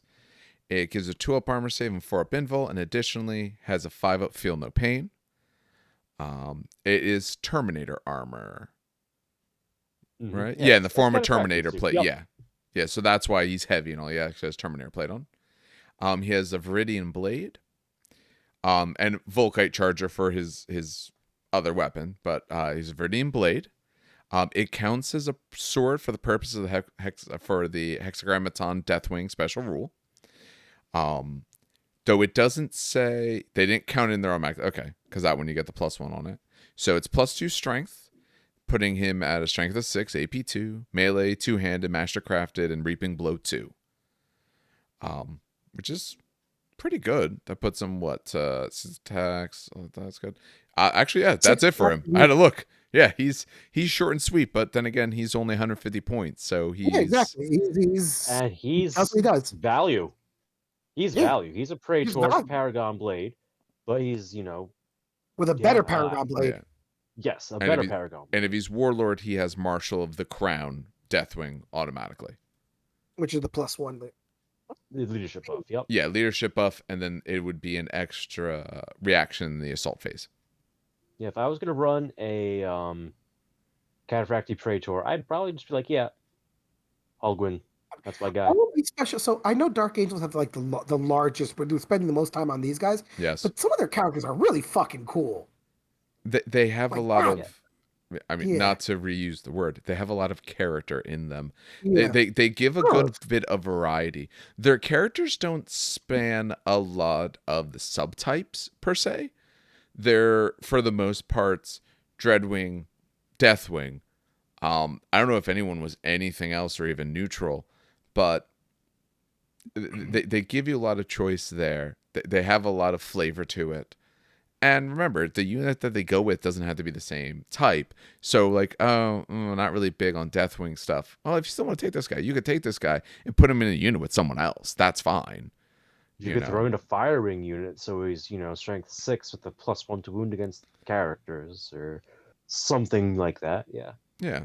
And I mean, if you're going at it from a lore perspective, remember, this is 30k, not 40k. And 40k, Dark Angels, for almost all intents and purposes, are like 3 separate armies. Deathwing is like their own sort of thing. Ravenwing is their own sort of thing. And then what people usually call colloquially Greenwing. At this point, that's not really the case. Your Terminators can be anything. It actually mentions, I forget if it was in this or somewhere else where I was reading, that like in closer to 40k, your dreadnoughts are essentially Ironwing, same way as your vehicles, stuff like that. But at this time, they pretty much kept you with whatever unit you were in before, whatever type you were before, as a way to, kind of honor the fallen dead kind of thing, or, the still living. So, Deathwing, for all intents and purposes, doesn't mean the same sort of thing. So this guy being Deathwing, going with other people, is fine. I'm sure you can find cases where, like, one of these might not have went with one particular group or whatever, but you can mix and match. It doesn't fit the it's all same circles 40K. within circles. Yes. As I was reading book 9 before when that first dropped, I'm going through like, oh wow, this is kind of interesting. Because even within a squad, it will be mixed. So the rules is like, the squad is predominantly this. But like a random sergeant could be given tactical control of the battlefield if, their past experience is what best is suited for what they're facing. Yeah. So while you may have like, this guy's, the chapter master level guy, and this one's the captain level guy, that guy there, knows how to deal with this situation because he fought in that battle, which had this thing, which is similar to that thing. So yeah, no, it's all intermingled. That's very much part of their ethos. Yeah. All right. We've covered all the things but the Rites of War, but we've been going for a very, very long time. Yes, we can do the Rites of War another time. Yeah, what I'll say a few things about them quickly, so we don't have to we can go through them at a later point if we want. But they have the most Rites of War, again, because they have this sort of, we're 6 different armies put together and sorted in the way that would be useful. And their Rites of War absolutely reflect that. So they have a Rite of War that is either geared or almost directly towards one of those. I'll talk about the one that I really like, and maybe we'll, we can sort of stop there. I'm it's the Eschaton Imperative, isn't it? Yeah, the Eschaton Imperative, because it's great. It's going to go great with the Death Guard guys that I'm making, because then the board is lava. Don't go anywhere near it. It'll be fun. So this is the Dreadwing one. Essentially, you can take Destroyer, Assault Squads, Mortalis, Destroyer Squads, or Dreadwing Interemptors as troops. Any of those units you take that way have to be Dreadwing. It's the kind of thing of usually a lot of it has to be Dreadwing, or a lot of it has to fit whatever the subtype is that they do. The big cool thing this does is the open terrain outside of the player's deployment zones is automatically difficult. If it was dangerous or anything before, or impassable, or any of those sorts of rules, it keeps those rules. So, the open land is now difficult. You choose 2 markers. They have to be 6 inches from the edge or a player's deployment zone. Any area within 6 inches of those markers counts as dangerous. Also, anyone who's Dreadwing automatically passes dangerous terrain tests. And you get +1 to wound all to wound rolls for all models in either of those areas. In area terrain or terrain place that counts as dangerous, which would be those regions that you put down. So everything not in a deployment zone is difficult. Certain things could be dangerous, and you can put 2 essentially 6-inch bubble dangerous regions where you get pluses to wound on that, and you can ignore the dangerous part. It's just fun. Don't forget, Phosphex Lingering Death leaves a permanent marker of dangerous terrain. Yeah. For the rest of the game. Now, so you could grow with a couple quad mortars on the field. Oh, yeah. Or some of these characters or units have Phosphex bombs. Take Marduk, he has 3. Just because the table starts clean does not mean it has to finish the game that way. For the love of God, have markers to scatter around. Yes, have them scatter around. And there is cut out felt. Just cut out felt. Yeah, there is one downside to this. And it makes sense. If at the end of the battle there are enemy units in the opposing player's deployment zone that are not pinned or falling back, the opponent gets D3 victory points. So essentially, if you haven't done enough to them, they will actually get victory points. And D3 is big. The game I played the other day, we tied on like a 1-1. Dan and I's game was like 6-8. So, I mean, D3 can absolutely tie the game or lose you the game.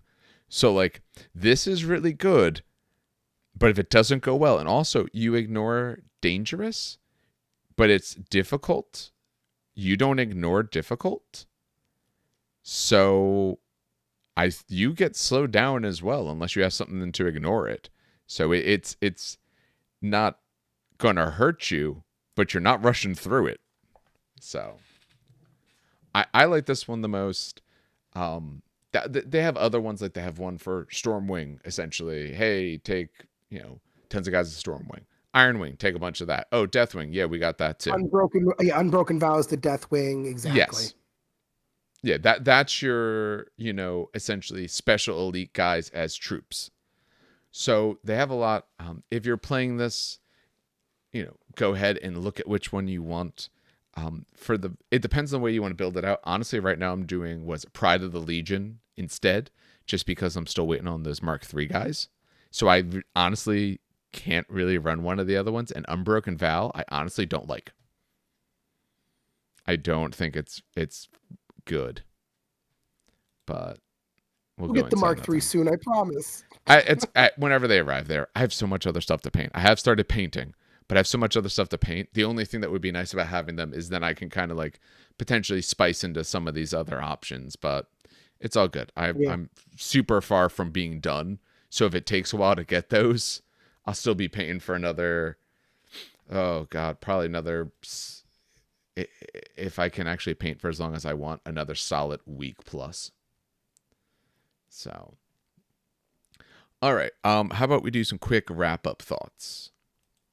It's going to be tough because this is the first Legion, so we'll probably have better wrap-ups later. But fun fact, this is a good first Legion anyway, because it's got so many fucking options. You know what I mean? It's like, this is, ironically, the first Legion is, also one of the coolest looking legions, but it's also one of the easier legions to somewhat start, or maybe even harder because it's overburdened with options. You know what I mean? If you want to run mostly Terminators, you run mostly Terminators. If you want to do some really cool fast shit, do fast shit. The first Legion was like this fluff-wise because they're the ones that kind of built the tactics for the rest of the legions. Yeah. Other legions, White Scars copied off of the Dark Angels, so it's just they are. I don't know if they're like a good starter legion per se, only because of the amount of options you have. Well, but no, they're fantastic because they're so customizable. Exactly. On the unit by unit level. So if you like having a little bit of everything, Dark Angels are a great route to go because it's like, and they're heroes. I really want to hunt their characters. Have some Firewing. I want to hit them with sword. Have some Deathwing. I want to shoot them with bolters. Have some Stormwing. I want to ride bikes. Their Ravenwing exists. Yeah, and their heroes are great too. Yeah. So it's like, So it's just I'm going to split the difference with that sort of viewpoint. I agree they have lots of options, but if you are the type who's going to have an analysis paralysis of trying to figure out exactly what to do, like I have a problem with, not a little bit better in the game, obviously, but more of like even trying to figure out, okay, well, I have this many Marine bodies. What am I going to do with them? What kind of weapons? The amount of choices and different directions you can go. I would say if you're doing these guys, you really want to take a little bit of time and plan it out first. Because unlike some other legions where it's like, all right, I'm doing, World Eaters. All right, my guys better have jump packs. I want, guys with, bolt pistol chains, or, you have a reasonably well, prescribed avenue to at least start it. You can branch out from there, but you at least probably know where you want to start. Here, you have, to some extent, multiple different armies to figure out the way you want to go. And if all you have is, say, the big box and maybe a little bit extra, you really want to figure out what to do with it, because you don't want to necessarily be like, oh, I thought I'd start this, and I put, Volkite and all these guys. I don't really want that. I really want to run them as this kind of thing instead. So me personally, no, I got slowed down putting stuff together because I was taking forever figuring out how many of each type of guy I want for different things. But they are still really cool, and their paint scheme is great. I'm glad I don't have to paint tons of white. They are one of the coolest looking models. Yes. I'm looking at right now Marduk, because I didn't realize he's coming out with a model. I didn't put two and two together. I saw it, and I was like, wow, that's a really fucking cool model. I didn't put two and two together. Yeah. I will say I'm disappointed in the blade because as per the fluff, the blade's supposed to be like fucking 9 feet tall and it's the Berserk blade. It's supposed to be the Berserk blade. But I'm looking at this and I'm like, okay. I know we mentioned it before. You know how James did his HQ with the blade that's fucking that's what I imagine the blade should be. That's a Marduk Sedras blade. Yes. Are they going to sell you a model quite like that? Probably no. No. Just the ridiculous size the blade would be, because is he going to be plastic? Did they say that? Yes. It is plastic. I'm looking at the model right now. Oh, thankful. I did not want to have to unbend that much resin. I'm looking at it. Here. I'm looking at it's got the plastic base. It's got the tactical rock. It looks plastic. It smells like plastic. Yeah, but so the Word Bear's characters look like that too, and they're resin. Yeah. Apparently, Little Legend Studios got access to the model already. Did the model get released? No. All they've done is showed him. Maybe as an event-only release, maybe? I don't think even that. I think they just showed the dude. They probably gave it to someone so they could get a couple extra painted up before it all starts. So I'm thinking maybe Kabanda was a event-only release. God, I wish I would have sent money to someone in Britain to pick me up that fucking model. I don't know. I can wait. There's so much other stuff we're having to wait. All right. Do we think we're... Oh, man, we thought this would be so much shorter, and it wasn't. It'll be shorter for those listening. Dark Angels had... It's literally triple the amount of every other Legion. Because the next Legion we were doing, I was looking at what the next Legion is. It has triple. Yes. Literally. They had 7 special characters. The next Legion has 3. Yeah. Well, you know what I mean? So before we started recording, we were counting up in the document of things that don't currently have active models that they did. There's 38 total special among the legions. Dark Angels have 7 of them. And there's 18 legions. So off of that list, there should be about 2 per legion. And they have 7 out of it. So they have the most. It was always going to take the longest. Also, by the way, I was going to say, we also started recording like 9:20ish. We started a little late, but we're still actually closing on 3 hours. So I think I'll close out the recording at this point then. And that'll do it for us tonight. As always, I'd like to thank you for listening. Remember, this is available on any podcatcher that you use. It's also available on YouTube, where we hope shortly, when I actually have some free time, to start putting up some battle reports and other types of content. We have a lot of ideas in mind. We just need a little bit of time to actually do it. If you have any questions or want to reach out to us, easiest way currently is through the email, terrainkickersnj@gmail.com. I am working on putting a Facebook together, just been very, very busy, although next week I have the entire week off, so I can actually get on to some of these tasks I've been wanting to do. For next week, we're probably just going to continue our deep dives into these different legions.